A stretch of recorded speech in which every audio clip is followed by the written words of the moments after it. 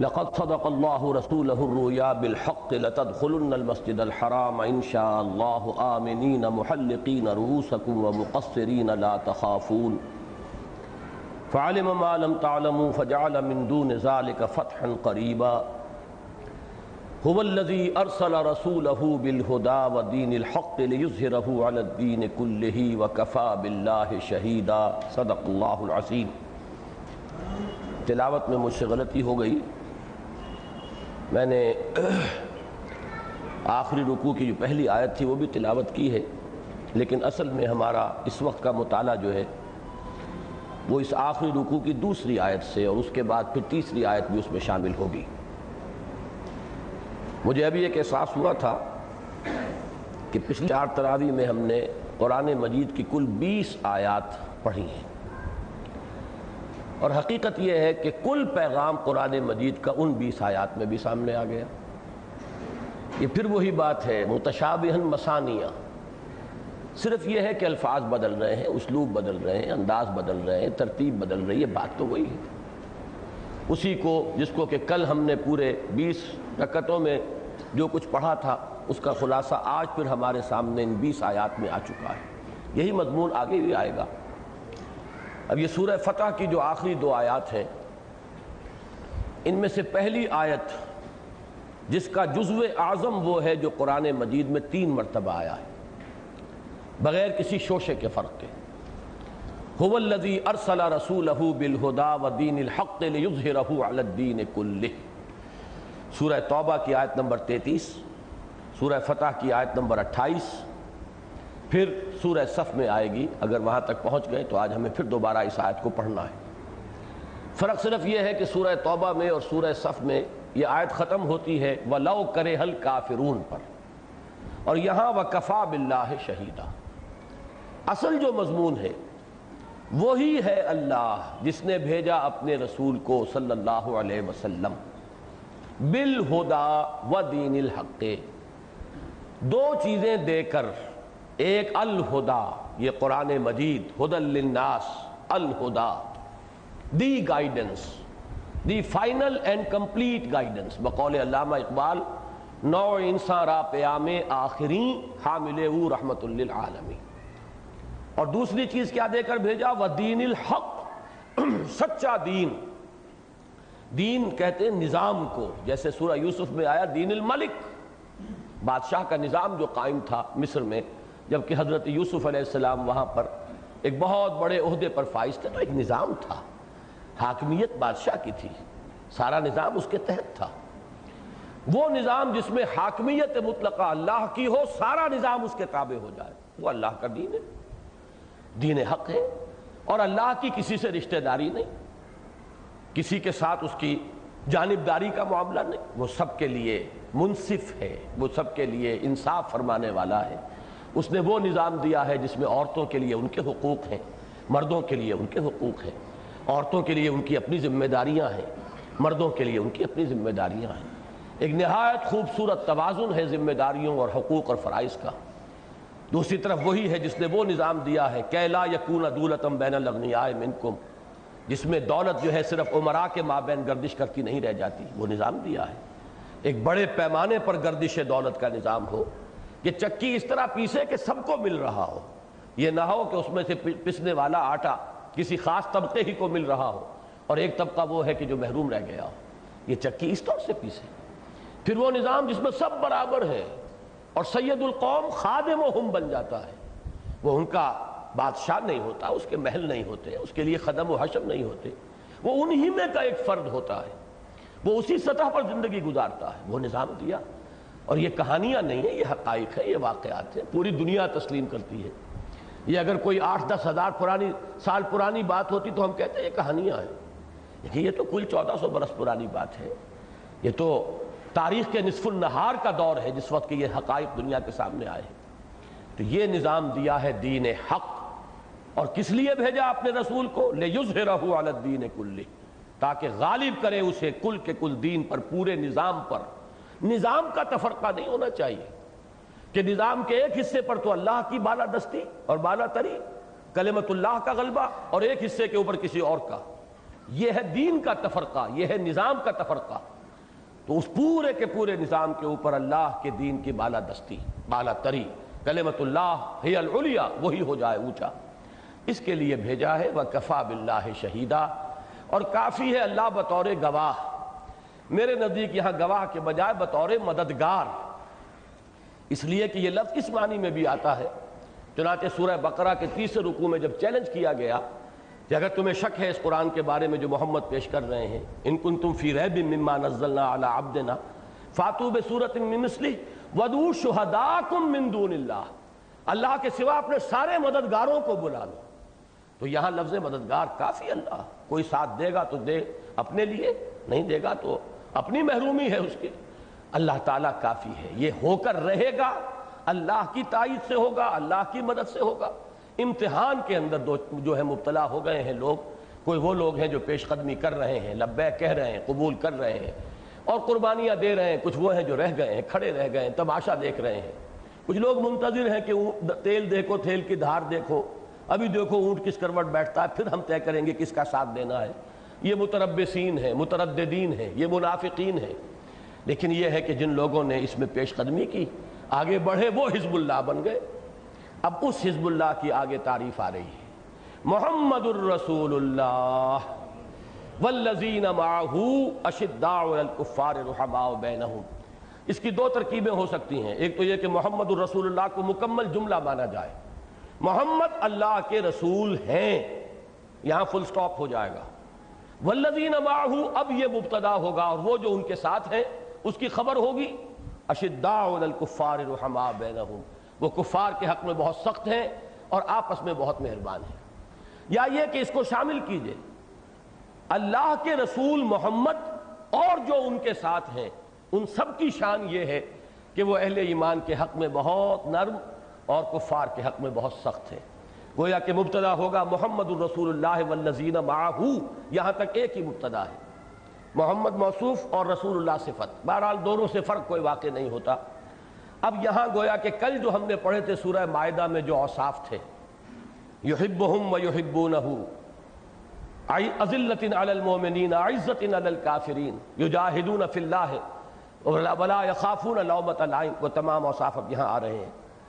محمد الرسول اللہ والذین معہ، یہ حزب اللہ ہے جس کے امیر ہیں اللہ کے رسول محمد اور جس میں شریک ہیں آپ کے وہ صحابہ کرام جانثار۔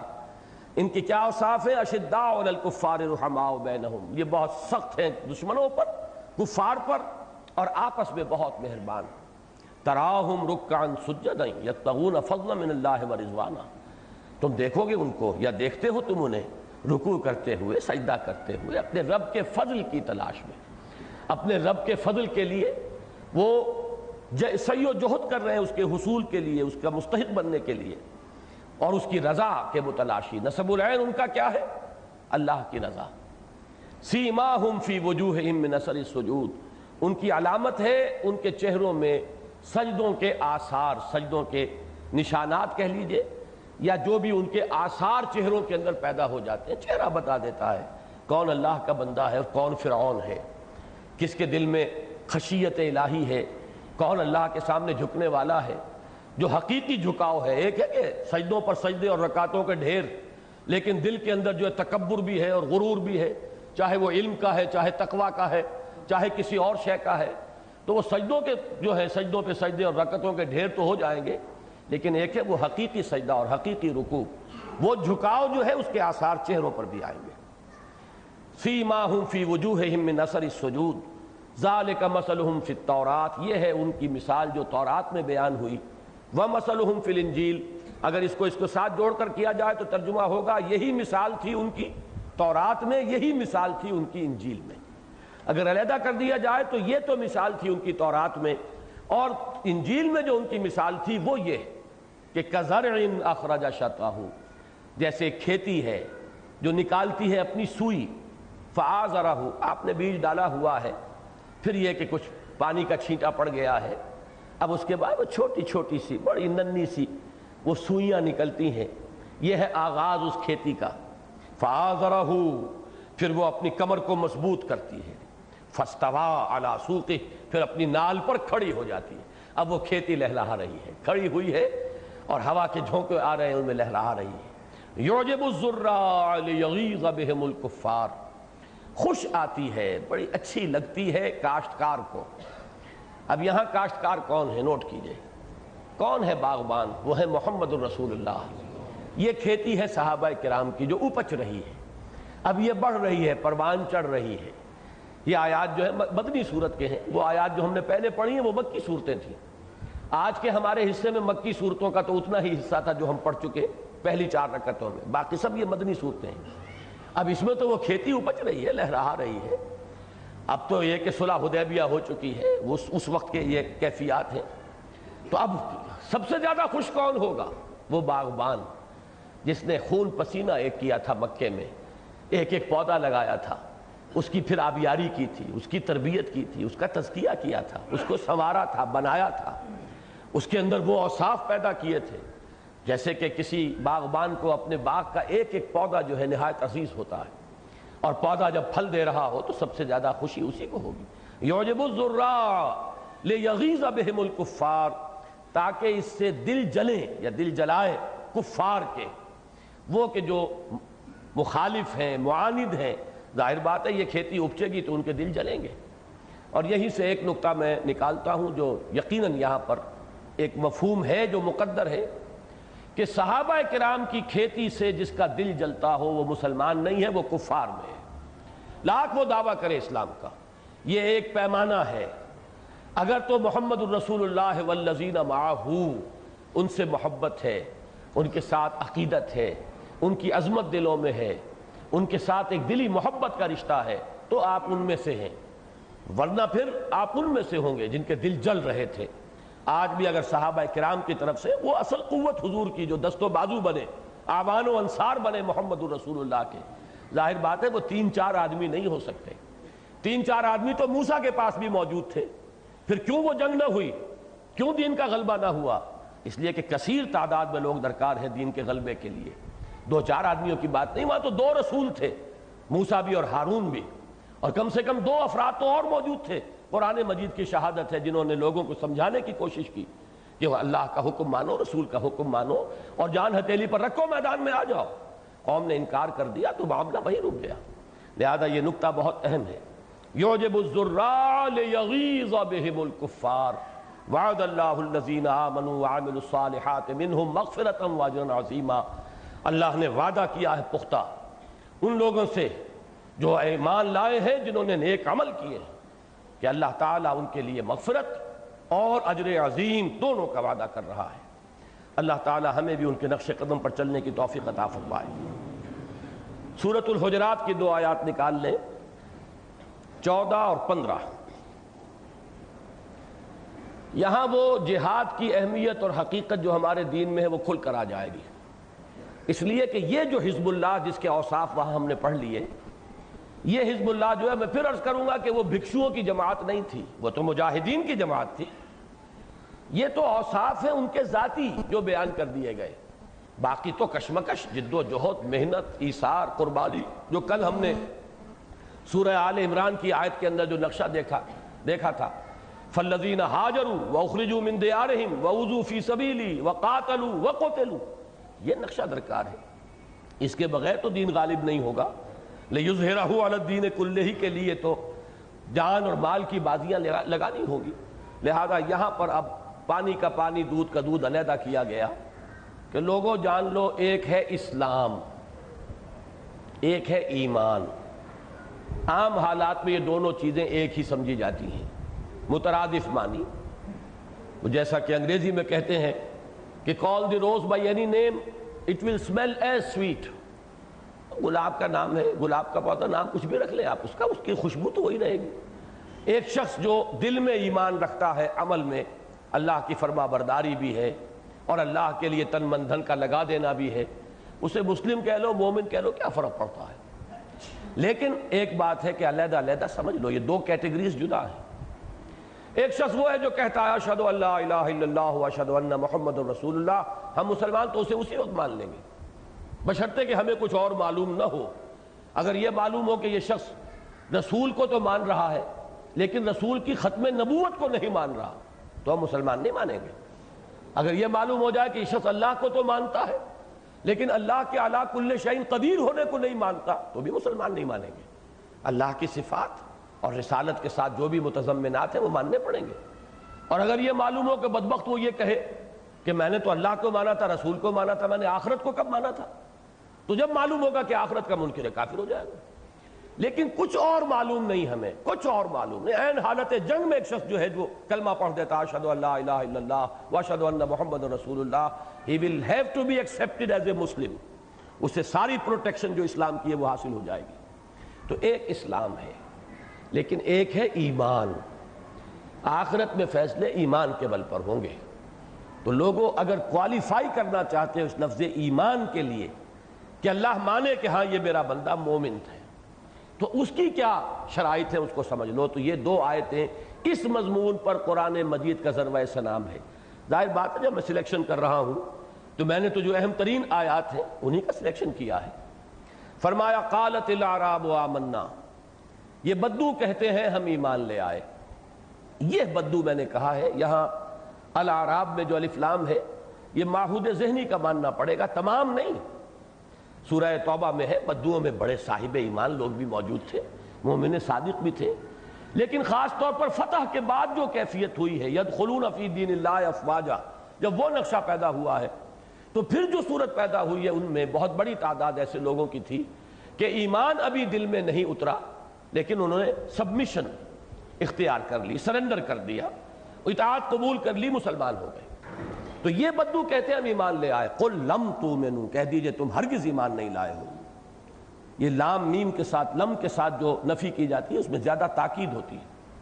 ما آمنتم بھی کہا جا سکتا تھا لیکن یہ کہ لم تؤمنوا، تم ہرگز ایمان نہیں لائے ہو.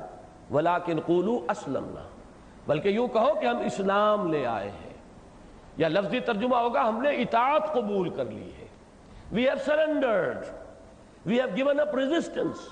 یا یہ کہ ہم نے اسلام قبول کر لیا ہے.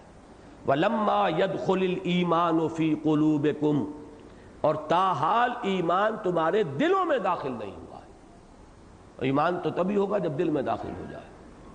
ابھی تم جس کیفیت پر ہو، اب یہ ہمیں جھانکنا ہے اپنے دلوں کے اندر. ہمیں بھی ایمان یا اسلام مل گیا ہے والدین سے، زبانوں پر تو ہے آمنت باللہ کلمہ شہادت، لیکن دل میں ہے یا نہیں. یہ تو آدمی اپنے دل میں خود ہی جھانک سکتا ہے، اپنے گریبان میں اپنے دلوں کو ٹٹول. لیکن ایک کیفیت ثابت ہو گئی کہ ہے، قرآن مجید کی یہ نص قطعی ہے کہ ایسی کیفیت ہو سکتی ہے کہ لساناً ظاہراً ایک شخص مسلمان مانا جائے اور اسے اللہ بھی مانے کہ ہاں تم مسلمان ہو، آگے آ جائے گا. لیکن یہ کہ ایمان اس کے دل میں داخل نہ ہوا. میں کیوں کہہ رہا ہوں کہ اللہ بھی مانے، اس لیے کہ آگے آ گیا وَإِن تُطِيعُوا اللَّهَ وَرَسُولَهُ، اگر تم اللہ اور اس کے رسول کی اطاعت کرتے رہو گے لا يَلِدْكُم مِّنْ أَعْمَالِكُمْ شَيْئًا، اللہ تمہارے اعمال میں کچھ کمی نہیں کرے گا. ظاہر بات ہے کہ اس کمی کو اگر اعمال کو تسلیم کیا جا رہا ہے تو مسلمان تو مانا گیا ان کو. اگر منافق مانا جاتا تو ان کا کوئی عمل قبول نہیں اللہ کی بارگاہ میں. تو یہاں منافق نہیں ہے جن کا ذکر ہو رہا ہے، ایسے لوگ ہیں جو نیک نیتی کے ساتھ، کو دھوکہ دینے کا فساد کا ارادہ نہیں ہے. انہوں نے سبمیشن اختیار کی، انہوں نے سرنڈر کیا، انہوں نے اسلام قبول کر لیا، کوئی فریب کا ارادہ نہیں ہے. لیکن اس کے باوجود ابھی ایمان قلب کی گہرائیوں میں راسخ نہیں ہوا. ان اللہ غفور الرحیم، اللہ تعالیٰ غفور الرحیم ہے. تو میں یہ سمجھتا ہوں کہ ہم جو لوگ یہاں موجود ہیں کم سے کم اس کوالیفیکیشن کو تو پورا کر رہے ہیں. بہرحال چل کر یہاں جو لوگ آئے ہیں کچھ نہ کچھ لگاؤ ہے، کچھ نہ کچھ لگن ہے، دین کے ساتھ کو تعلق خاطر ہے، پھر بھی اپنے دلوں کو ٹٹولیے. اور اگلی اب آیت جو ہے وہ ہے فیصلہ کن. اگر کوئی شخص یہ چاہے، اور اللہ کرے کہ ہم میں سے ہر شخص چاہے کہ ہم صرف مسلم نہیں، ہم تو مومن بنیں گے، یہ جذبہ ابھرے، یہ آرزو ہو، بڑی آرزو ہے. یہ آرزو اس شعر کے مصداق ہے کہ آرزو اول تو پیدا ہو نہیں سکتی، کہیں اور ہو جائے تو مر جاتی ہے یا رہتی ہے خام. یہ کبھی کبھی ابھرتی ہے قلب کے گہرائیوں سے، لیکن پھر دنیا کے مشاغل اور مصروفیات اور اپنے دھندے اور صبح شام کا ایک چکر، روٹین کا ایک چکر، وہ پھر ہمیں گم کر دیتا ہے، ہم اس کے اندر کھو جاتے ہیں. لیکن کبھی یہ جب ابھرتی ہے آرزو تو پھر اس کو پالنا چاہیے، اس کو پروان چڑھانا چاہیے. فرمایا اگر تم چاہتے ہو کہ تم اپنے آپ کو مومن تسلیم کراؤ تو سن لو، انما المومنون، یہ انما کلمہ حصر ہے، مومن تو صرف وہ ہے الذین آمنوا باللہ ورسولہ ثم لم یرتابوا، جو ایمان لائے اللہ پر اور اس کے رسول پر پھر شک میں ہرگز مبتلا نہیں ہوئے۔ یہ واحد جگہ ہے قرآن مجید کی جہاں پر کہ ایمان کے بعد اس شرط کا اضافہ کیا گیا، اور کہیں نہیں ہوگا، اس لیے کہ یہاں ایمان حقیقی کو اب ڈیفائن کرنا ہے، اسلام سے علیحدہ کیٹیگری بنا کر ایمان حقیقی کو ڈیفائن کرنا ہے، لہذا اس میں ایمان کے لفظ پر اضافی شرط عائد کی گئی، الذین آمنوا باللہ ورسولہ ثم لم یرتابوا، وہ ایمان لائے اللہ پر اور اس کے رسول پر، اور یہ ایمان ایک یقین کی صورت اختیار کر گیا جس میں شکوک و شبہات کے کانٹے چبھے ہوئے نہیں رہے۔ اور یہ لفظ آئے گا آگے چل کر اگلے سبق میں بھی، سورہ حدید میں بھی نوٹ کر لیجئے اس لفظ کو، یہاں پر ریب سے بنا ہے، ریب شک، ذالک الکتاب لا ریب فیہ، آپ میں سے کوئی شخص نہیں ہوگا جسے یہ آیت یاد نہ ہو۔ ریب شک، ارتیاب شک میں پڑ جانا، ارتیابیت، اسکیپٹسزم ایک باقاعدہ فلسفے کا اسکول آف تھاٹ ہے، شکوک و شبہات میں کچھ نہیں، حقیقت معلوم نہیں ہو سکتی، کہ کس نقشد و نق شاید بحکمت یہ معمارہ، یہ ہے ارتیابیت، ارتیاب شک میں پڑ جانا۔ تو پہلی کوالیفیکیشن مومن کی کیا ہے کہ اس کا ایمان اس شکل کو، اس صورت کو اختیار کر لے جس میں شکوک کی کوئی شکل نہ رہی ہو، اور اس کا عملی مظہر کیا ہے، وَجَاهَدُوا بِأَمْوَالِهِمْ وَأَنفُسِهِمْ فِي سَبِيلِ اللَّهِ، اور انہوں نے جہاد کیا اپنے اموال کے ساتھ بھی، اپنی جانوں کے ساتھ بھی اللہ کی راہ میں۔ یہ ہے اس کا ثبوت عملی۔ دل میں تو میں بھی کہہ سکتا ہوں کوئی شک نہیں ہے، آپ بھی کہہ سکتے ہیں شک نہیں ہے، جو چاہے دعوے دار ہو جائے، لیکن اس دل کے اس شک نہ، اس ایمان کے جس میں شک نہیں ہے، اس ایمان کا گواہ عمل میں کیا ہے، وہ جہاد ہے۔ کتنی کچھ جان مار رہے ہیں اللہ کے لیے، اللہ کے دین کے لیے، کتنی کچھ قربانیاں دی ہیں، کتنا کچھ ایثار کیا ہے، کتنے کچھ اپنی انا کو قربان کیا ہے، کتنا کچھ اپنی انانیت کو سپریس کیا ہے، دبایا ہے۔ یہ ساری در حقیقت امتحانات ہیں، جان اور مال کا کتنا حصہ اس کام کے لیے وقف کیا ہے۔ وَجَاهَدُوا بِأَمْوَالِهِمْ وَأَنفُسِهِمْ فِي سَبِيلِ اللَّهِ أُولَٰئِكَ هُمُ الصَّادِقُونَ۔ یہ پھر اسلوب حصر پر شروع ہو رہی آیت شروع ہوئی اسلوب حصر، انما المومنون، ختم ہو رہی ہے، یعنی بریکٹ شروع بریکٹ بند، یہ دونوں بریکٹس جو ہے یہ حصر کی ہے۔ ایمان تو اسی کے اندر محصور ہے، ایمان تو اسی کے اندر ہوگا، دو شرطیں پوری ہوں تو ایمان ہے، ورنہ ایمان حقیقی نہیں ہے۔ اللہ تعالی ہمیں ایمان حقیقی سے بہرور فرمائے۔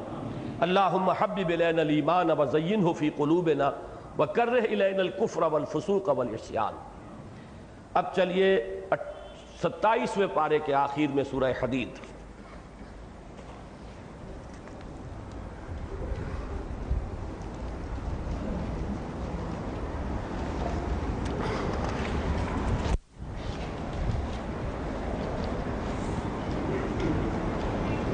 ساتویں آیت سے، اعوذ باللہ من الشیطان الرجیم، بسم اللہ الرحمن الرحیم، آمنوا باللہ ورسولہ،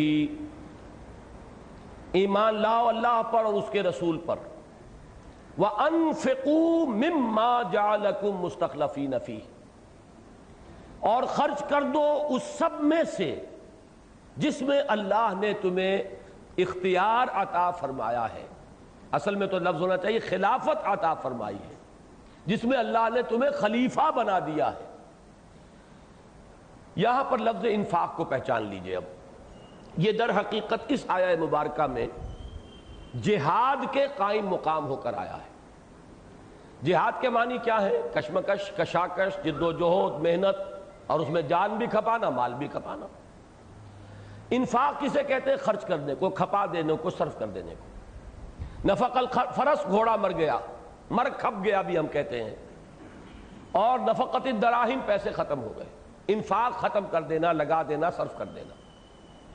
جو جو کچھ ہم نے تمہیں دیا ہے، اب دیکھیے اس قدر جامع الفاظ ہیں یہ، مجھے اللہ نے ایک ذہن دیا ہے، صلاحیت دی ہے، مجھے اللہ نے ایک جسم دیا ہے، اس میں توانائی دی ہے، مجھے اللہ نے ایک عمر دی ہے جس میں مہلت ہے عمل کی، ایک خاص عمر کا دور ہے، جوانی کا دور ہے جس میں خصوصی قوتیں ہوتی ہیں۔ مجھے اللہ تعالیٰ نے کچھ مال دیا ہے، مجھے اللہ تعالیٰ نے کچھ اولاد دی ہے، جو جو کچھ دیا ہے اس میں گویا کہ اللہ نے مجھے خلافت عطا فرمائی ہے، مجھے اختیار دے دیا ہے کہ چاہے خرچ کرو ادھر، چاہے خرچ کرو ادھر، چاہے لگا دو دنیا کے لیے مزید کمانے کے لیے، چاہے لگا دو ہمارے لیے اور آخرت بنانے کے لیے۔ جو آیت ہم نے کل پڑھی تھی، ان اللہ اشتری من المؤمنین انفسهم واموالهم بان لهم الجنہ، ایک راستہ یہ ہے، ایمان کا راستہ یہ ہے کہ یہ سب کچھ دیا گیا کہ لگا دو، جان دی ہوئی اسی کی تھی، حق تو یہ ہے کہ حق ادا نہ ہوا، سب کچھ لگا دو۔ اب مال کا لگانا یہ ہے انفاق مال، جان کا کھپانا یہ ہے انفاق نفس، یہ بھی تو اپنی قوت خرچ کر رہے ہیں آپ، وہی وقت ہے آپ کا اور وہی قوت و صلاحیت ہے جس سے آپ پیسہ بناتے ہیں۔ ایک ڈاکٹر بیٹھ کر پیسہ بنا رہا ہے 1 گھنٹے کے اندر، آپ گن لیجئے وہ اتنا ہی پیسہ خرچ کر دے یا 1 گھنٹہ دے دے، مساوی ہے۔ یہ تمام کموڈیٹیز جو ہیں انٹر کنورٹیبل ہیں، صلاحیتیں، قوتیں، اوقات اور پیسہ، لہذا انفاق کو صرف پیسے تک نہ سمجھیے، جان کا کھپانا، مال کا کھپانا، یا تو کہہ دیں جان کھپانی مال کھپانی، یہ تو ہو گیا انفاق، اور یا جان اور مال کے ساتھ جہاد کرنا، یہ وہ اصطلاح ہو گئی۔ تو سورہ حجرات کی آیت نمبر 15 اور سورہ حدید کی آیت نمبر 7 یہ بالکل ہم مانی ہے، اصطلاح کا فرق ہے۔ وہاں فرمایا تھا مومن صرف وہ ہے جو ایمان لائے اللہ پر، اس کے رسول پر، پھر شک میں نہیں پڑے۔ یہاں فرمایا آمنوا باللہ ورسولہ، وہاں فرمایا وجاہدوا باموالہم وانفسہم فی سبیل اللہ، یہاں فرمایا وانفقوا مما جعلکم مستخلفین فیہ۔ 2 تقاضے ہیں، کامیابی کے 2 شرائط ہیں۔ فرمایا فالذین آمنوا منکم وانفقوا لہم اجر کبیر، تو جو تم میں سے یہ 2 تقاضے پورے کر دیں، ایمان بھی لے آئیں، کھپا بھی دیں، خرچ بھی کر دیں، جان بھی مال بھی، ان کے لیے بہت بڑا اجر ہے۔ اب اس کے بعد 2 آیتوں میں ڈانٹ پلائی ہے، تمہیں کیا ہو گیا ہے؟ تم ایمان کا دعویٰ کر رہے ہو، محبت رسول اور محبت خداوندی کے دعوے ہیں، بڑے بلند بانگ، کبھی آپ نعتیں سنیے تو معلوم ہوتا ہے کہ نعت پڑھنے والا یا نعت کہنے والا کیا اس کی کیفیت ہوگی، اس کا تو شاید ایک لمحہ جو ہے اور ایک وقت جو ہے، اس کا منٹ جو ہے وہ خرچ ہو رہا ہوگا اللہ کے دین کے لیے، لیکن نظر آئے گا کہ یہ سب قول ہی قول ہے۔ قولہم بافواہہم، یہ زبان کا جھاگ ہے، صرف منہ کا جھاگ ہے، کچھ بھی نہیں، حقیقت جو ہے اس کے اندر وجود ہی نہیں۔ اور یہ جو فن بن گیا، اس میں مقابلے ہوتے ہیں، مبالغہ آرائی کے مقابلے ہو رہے ہیں، کون اس کے اندر آگے بڑھتا ہے۔ یہ در حقیقت سب ہم اپنے جھوٹی تسکین اپنے آپ کو دینے کے لیے ہم نے مختلف صورتیں ایجاد کر لی ہیں۔ اصل اللہ کا دعویٰ ہے اور پھر تمہارا یہ طرز عمل، اور یہ ڈانٹ کن کو پلائی جا رہی ہے؟ بہرحال جو بھی تھے مسلمان اس کے مخاطب، وہ دور نبوی کے مسلمان ہیں، مخاطب اولین تو وہی ہیں۔ اگرچہ یہ صحیح ہے کہ ابو بکر اس کے مخاطب نہیں ہے، عمر مخاطب نہیں ہے، عثمان نہیں ہے، علی نہیں ہے، طلحہ نہیں ہے، زبیر نہیں ہے، لیکن کچھ لوگ تو تھے نا جن کے جوش جہاد میں کچھ کمی محسوس ہو رہی تھی، جن کے جذبہ انفاق کے اندر کچھ کمی کا احساس ہو رہا تھا، جس پر یہ ڈانٹ پلائی گئی۔ بہرحال کچھ لوگ تھے، اور ان میں سے ایک شخص ہمارے اس وقت کے حال سے 1000 گنا بہتر، اللہ یہ کہ منافق ہی، اس کو چھوڑ دیجئے، ورنہ یہ کہ جو بھی ہے اس کو ہمارے تو ضعیف سے ضعیف ایمان والے والا جو ہوگا اس وقت کا شخص، وہ ہمارے اعلیٰ سے اعلیٰ ایمان والے سے کتنا اونچا ہے، ان سے کہا جا رہا ہے۔ تو اب اپنے اوپر ذرا قیاس کر لیجئے، کتاب دیگراں چہ رسد، ہمارا معاملہ کیا ہوگا؟ وَمَا لَكُمْ لَا تُؤْمِنُونَ بِاللَّهِ، تمہیں کیا ہو گیا ہے، اللہ پر ایمان کیوں نہیں رکھتے؟ وَالرَّسُولُ يَدْعُوكُمْ لِتُؤْمِنُوا بِرَبِّكُمْ، حالانکہ رسول تمہیں بلا رہے ہیں، پکار رہے ہیں کہ ایمان رکھو، اعتماد کرو، توکل کرو اپنے رب پر۔ وَقَدْ أَخَذَ مِيثَاقَكُمْ إِن كُنتُم مُؤْمِنِينَ، اور اگر تم حقیقتاً مومن ہو تو اللہ تم سے عہد لے چکا، قول و قرار تو ہو چکا، یہ جان تمہاری ہے ہی نہیں، یہ مال تمہارا ہے ہی نہیں۔ ان اللہ اشتری من المؤمنین انفسهم واموالهم بان لهم الجنہ، اگر تم مومن ہو تو سوچو کہ تم تو دے چکے، گویا کہ تم تو ہاتھ دھو چکے اپنے آپ سے اور واش کر چکے اپنے ہینڈز، اپنے ہاتھ جو ہے تم نے گویا کہ یہاں پر توڑوا دیے، دے چکے ہو اللہ کو قول و قرار اگر تم مومن ہو۔ اس کے بعد رہنمائی بھی کر دی کہ اگر کہیں ایمان کی کوئی کمزوری محسوس ہو رہی ہے تو کدھر رجوع کریں، کہاں جائیں، کہاں سے وہ ایمان کے استحکام اور ایمان کی تقویت کا سامان فراہم کریں۔ یہ جن سے نایاب کس دکان سے ملتی ہے اس کی بھی نشاندہی کروا دی۔ هو الذی ينزل على عبده آیات بینات لیخرجکم من الظلمات الی النور، وہی ہے پروردگار تمہارا لارڈ، تمہارا مالک، تمہارا رب، جو نازل فرما رہا ہے اپنے بندے پر صلی اللہ علیہ وسلم یہ آیات بینات، یہ روشن آیات قرآن مجید کی، تاکہ نکالے تمہیں اندھیروں سے روشنی کی طرف۔ کوئی نہ کوئی اندھیرا اندر ہے، کوئی فکری اندھیرا ہے، کوئی جذباتی اندھیرا ہے، کوئی ایموشنل اندھیرا ہے، کوئی شہوت کا کوئی غلبہ ہے، یا حب مال کا کوئی سایہ پڑ گیا ہے، حب دنیا کا کوئی اندھیرا ہے جس نے تمہارے دل کو اپنے لپیٹ میں لے لیا۔ کوئی نہ کوئی اندھیرا ہے، کوئی فکری اندھیرا، کوئی عقیدے کا اندھیرا، کوئی شرک کا، الحاد کا، مادہ پرستی کا اندھیرا۔ ان اندھیروں سے نکالنے کے لیے اللہ تعالیٰ نے یہ آیات بینات اپنے رسول صلی اللہ علیہ وسلم پر، اپنے بندے پر نازل فرما دی۔ وہ جنس نہیں ایمان جسے لے آئیں دکانیں فلسفہ سے، ڈھونڈے سے ملے گی عاقل کو یہ قرآن کے سی پاروں میں۔ ذوف محسوس ہو رہا ہے تو کوئی حرج نہیں، آؤ پڑھو، قرآن میں ہو غوطزن ہے مرد مسلمان، یہاں سے تمہیں وہ موتی ملیں گے ایمان کے اور یقین کے۔ وَإِنَّ اللَّهَ بِكُمْ لَرَؤُوفٌ الرَّحِيمٌ، اور یقیناً اللہ تمہارے حق میں بہت رؤوف ہے اور بہت رحیم ہے، بڑا مہربان، بہت رحم فرمانے والا۔ اور اس کی رحمت کا سب سے بڑا مظہر عتم یہ قرآن مجید ہے۔ الرحمن علم القرآن۔ اب دو آیتیں آئیں گی دوسرے اعتبار سے، دو چیزیں تھیں نا، ایمان لاؤ اور کھپا دو۔ اب کیوں ایمان نہیں لا رہے؟ کیوں ایمان کا تقاضا پورا نہیں کر رہے؟ ایمان میں کمزوری محسوس ہو رہی ہے تو جاؤ قرآن مجید کی طرف رجوع کرو۔ اور پھر کیوں خرچ نہیں کر رہے؟ وَمَا لَكُمْ أَلَّا تُنْفِقُوا فِي سَبِيلِ اللَّهِ، تمہیں کیا ہو گیا ہے؟ کیوں خرچ نہیں کرتے اللہ کی راہ میں؟ اور یہ خرچ پھر ذہن میں رکھیے، جان اور مال دونوں کو، انفاق مال اور بذل نفس۔ بذل کے معنی بھی خرچ کرنا ہے، بذل نفس، اپنے نفس کو لگانا، کھپانا، انویسٹ کرنا۔ کیوں نہیں کر رہے؟ کیا وجہ ہے؟ کیوں یہ طبیعت میں ہچکچاہٹ ہے؟ وَمَا لَكُمْ أَلَّا تُنْفِقُوا فِي سَبِيلِ اللَّهِ وَلِلَّهِ مِيرَاثُ السَّمَاوَاتِ وَالْأَرْضِ، حالانکہ آسمانوں اور زمین کی وراثت بالآخر تو اللہ ہی کے لیے ہے۔ یہ عارضی تمہارے ہاتھ میں ہے نا، آج کچھ تمہارے پاس ہے، کل تمہارے کسی جانشین کے پاس ہوگا، پرسوں ہو سکتا ہے کسی اور کے پاس ہو۔ یہ تو چینجنگ ہینڈز والا مسئلہ ہے، بالآخر کس کے لیے رہ جائے گا؟ صرف اللہ کے لیے۔ وارث حقیقی الوارث وہی تو ہے نا۔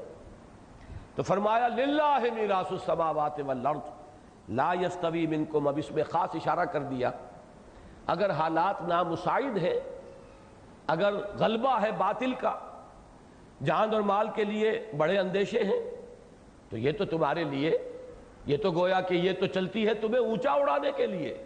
تندی باد مخالف سے نہ گھبرا ہے عقاب۔ یہ حالات تو ایسے کہ ان میں محنت کرو گے تو دوہرا اجر ملے گا اللہ کے ہاں۔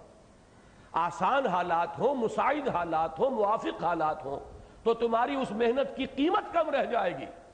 یہ تو گویا کہ اپنی اس نفس کی، اپنی ان قوتوں اور صلاحیتوں کی، اپنی اس جہاد اور جد و جہد کی میکسیمم قیمت اللہ سے لینے کا موقع تمہیں ملا ہے، اگر حالات جو ہیں وہ دین کی مغلوبیت کے ہیں۔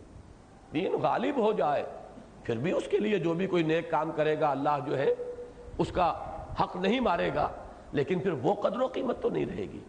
ابھی سمجھیے مارکیٹ میں یہ ہے، مارکیٹ اونچی ہے اس وقت لو اپنی قیمت وصول کرو۔ لا یستوی منکم من انفق من قبل الفتح وقاتل، برابر نہیں ہے تم میں سے وہ جنہوں نے خرچ کیا تھا فتح سے پہلے اور قتال کیا۔ اب دیکھیے یہاں پہ انفاق کے ساتھ قتال کو نتھی کر کے لے آئے۔ بذل نفس کی بلند ترین صورت کیا ہے؟ قتال۔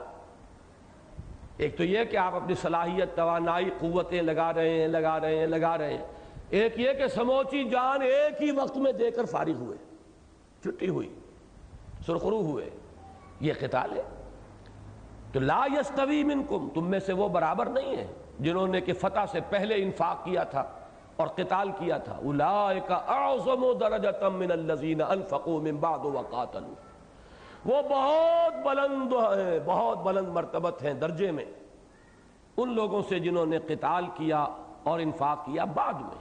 وَكُلًّا وَعَدَ اللَّهُ الْحُسْنَى، ویسے اللہ کا سب سے وعدہ بہت عمدہ ہے، جس وقت میں کوئی کرے بہت اچھا اجر دے گا اللہ، خلوص سے کر رہا ہو، اخلاص سے کر رہا ہو، لیکن یہ کہ حالات کے فرق کی وجہ سے قیمتوں کا فرق جو ہے اور اجر و ثواب کا درجہ جو ہے وہ متفاوت ہو جائے گا۔ واللہ بما تعملون خبیر، اور جو کچھ تم کر رہے ہو اللہ اسے دیکھ رہا ہے۔ من ذا الذی یقرض اللہ قرضا حسنا فیضاعفہ لہ ولہ اجر کریم، یہ اب دوسری آیت آ گئی اسی مضمون پر۔ کون ہے تم میں سے، یہ بڑا چیلنجنگ انداز ہے، کون، مجھے تو غالب کا ہمیشہ وہ شعر یاد آ جاتا ہے کہ کون ہوتا ہے حریف میں مرد افغن عشق، ہے مقرر لب ساقی پہ صلاح میرے بعد۔ اب کون ہے جو میدان میں آئے، کون ہے جو اللہ کو قرض حسنہ دینے کے لیے تیار ہو، جس میں اتنا بل بوتا ہو، اتنا اعتماد ہو اللہ پر، اتنا اللہ کا یقین ہو کہ وہ اس کو قرض حسنہ دے، اپنا مال اس کے لیے دے، کھپائے لگائے۔ من ذا الذی یقرض اللہ قرضا حسنا فیضاعفہ لہ، تو اللہ اس کو بڑھاتا رہے، دگنا کرے اس کے لیے، وَلَهُ أَجْرٌ کریم، اور اس کے لیے ہے بہت باعزت اجر۔ یوم تری المؤمنین والمؤمنات، اس اجر کریم کے ظاہر ہونے کا وقت کون سا ہوگا؟ یہ یوم جو ہے یہ منصوب ہے ظرفیت کی بنیاد پر، کب ملے گا یہ اجر؟ جب تم دیکھو گے اس دن، جس دن کہ تم دیکھو گے مومن مردوں اور مومن عورتوں کو، یسعی نورہم بین ایدیہم وبایمانہم، ان کا نور دوڑتا ہوا ہوگا ان کے سامنے اور داہنی طرف۔ یہ میدان حشر کا کوئی مرحلہ ہے جسے ہم پل صراط سے تعبیر کرتے ہیں، اور یہ نقشہ سورہ حدید میں بھی ہے، یہ نقشہ پھر سورہ تحریم میں بھی آتا ہے جو اس سلسلے کی آخری صورت ہے، مدنی صورتیں یہ 10 آئی ہیں، پہلی یہ ہے اور 10ویں ہے سورہ تحریم، اس میں بھی ہے۔ یوم لا یخزی اللہ النبی والذین آمنوا معہ نورہم یسعی بین ایدیہم وبایمانہم۔ اس کا جو بھی مطلب سمجھ میں آیا ہے وہ میں عرض کر رہا ہوں، ویسے تو یہ آیات متشابہات میں سے ہے، اس وقت کا نقشہ ہم اس وقت سمجھ نہیں سکتے، لیکن محسوس ہوتا ہے کہ یہ ایمان حقیقی جو ہے اس کا محل یہ قلب ہے، اس قلب سے وہ روشنی پھوٹے گی قیامت کے دن، وہ نور، اور اعمال صالحہ کا کمانے والا یہ داہنا ہاتھ ہے۔ جو بھی نیک اعمال کمائے ہیں اس کی کوئی نیکی ہے جو ہمارے اندر جذب ہو رہی ہے، ہمارے باطن میں اس وقت وہ ظاہر نہیں ہو رہی، قیامت میں ظاہر ہو جائے گی۔ ایمان نور ہے، جیسا کہ ہم نے کل پڑھا، اللہ نور السماوات والارض مثل نورہ کمشکاۃ فیہا مصباح، وہ نور ہے لیکن اس وقت وہ نور ظاہر نہیں ہو رہا۔ قیامت میں اس وقت اس مرحلے پر ایسا ہوگا کہ جن کے پاس وہ ایمان ہے ان کا نور آگے کی طرف، اور جو اعمال صالحہ ہیں ان کا نور داہنی طرف، آگے آگے۔ اور یہ پل صراط کا کوئی مرحلہ ہے جسے ہم پل صراط کہتے ہیں، جس پر سے گزارا جائے گا تمام ان لوگوں کو جو دنیا میں مسلمان شمار ہوتے تھے، جن میں گڑبڑ تھے، مومن صادق بھی اور منافق بھی ملے جلے تھے دنیا میں۔ یہاں اب چھلنی لگانی ہے کہ مومن صادق جو ہے وہ نکل جائے اور جو وہ منافق ہیں ٹھوکریں کھا کر گرے اور جہنم کے اندر ان کا جو ہے وہ انجام ہو۔ یہ نقشہ ہے جس دن کہ تم دیکھو گے مومن مردوں اور مومن عورتوں کو دوڑتا ہوا ہوگا ان کا نور ان کے آگے اور ان کے داہنی طرف۔ بشراکم الیوم جنات تجری من تحتہا الانہار، کہہ دیا جائے گا اس دن، بشارت دی جائے گی، کہا جائے گا آج تمہارے لیے بشارت ہے ان باغات کی جن کے دامن میں ندیاں بہتی ہیں، خالدین فیہا، اس میں تم ہمیشہ ہمیش رہو گے۔ ذالک ھو الفوز العظیم، یہی ہے بہت بڑی کامیابی۔ اب وہ جو چھلنی لگانی مقصود ہے اس کا دوسرا پہلو، آپ چھلنے لگاتے ہیں نا کہ 1 انچ اوپر کی بجری جو ہے وہ اوپر رہ جائے گی اور چھوٹی نیچے نکل جائے گی، یہ چھلنی ہے وہ پل صراط کی۔ جن کے پاس وہ ایمان کی اور اعمال صالحہ کی روشنی ہے وہ اس گپ اندھیرے میں راستہ دیکھتے ہوئے گزر جائیں گے، اور جن کے پاس نہیں ہے ٹھوکریں کھاتے ہوئے گر کے رہ جائیں گے۔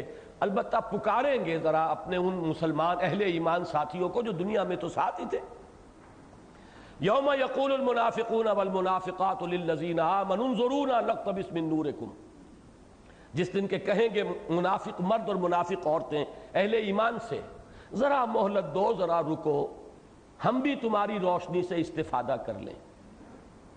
یہ نقشہ بالکل ذہن میں لے آئیے، اندھیری رات ہو اور کسی پگڈنڈی پر سے آپ کو گزرنا ہے اور کسی کے پاس ٹارچ ہے یا لالٹین ہے، وہ تیزی سے بڑھتا جا رہا ہے، تو دوسرے کہیں گے بھائی ذرا ٹھہرو میاں، یہ روشنی جو ہے اس سے ہمیں بھی راستہ دیکھنا ہے، کہاں بھاگے جا رہے ہو، تو اس لیے ذرا آہستہ چلو کہ ہم بھی ساتھ چلیں۔ بالکل وہ نقشہ ہے کہ تمہارے نور سے ہم بھی فائدہ اٹھائیں۔ ہم تو تہی دست ہیں، نہ ایمان تھا نہ انفاق تھا، نہ انفاق کی روشنی جو داہنی طرف ہوتی اور نہ وہ ایمان کے جو سامنے ہوتا، لہذا ذرا تم رکو تاکہ ہم تمہارے نور سے فائدہ اٹھائیں۔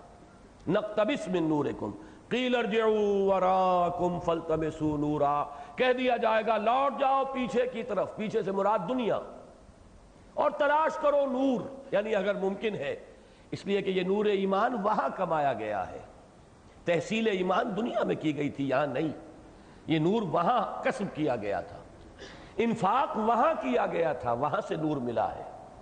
اگر ہے کوئی امکان تو لوٹ جاؤ پیچھے، دنیا میں واپس جاؤ، پھر قربانیاں پیش کرو، پھر ذرا انفاق اور ایمان کے ذرا مظاہرے ہیں وہ کرو، تو پھر یہ کہ نور مل جائے گا، یہاں نور نہیں ملتا۔ فضرب بینہم بسور لہ باب، اسی اثنا میں ان کے مابین ایک فصیل حائل کر دی جائے گی جس میں ایک دروازہ ہوگا، اس فصیل کے اندر باطنہ فیہ الرحمہ، اس میں رحمت خداوندی کا نزول شروع ہو جائے گا، وظاہرہ من قبلہ العذاب، اور اس کے باہر کی طرف سامنے عذاب الہی کا نزول۔ یہ جہنم کی شکل اختیار کرے گی، وہ جنت کی صورت اختیار کرے گی۔ ینادونہم الم نکم معکم، یہ ہے کانٹے کی آیت۔ کاش کہ آج اس آیت کو آپ سمجھ کر اٹھیں۔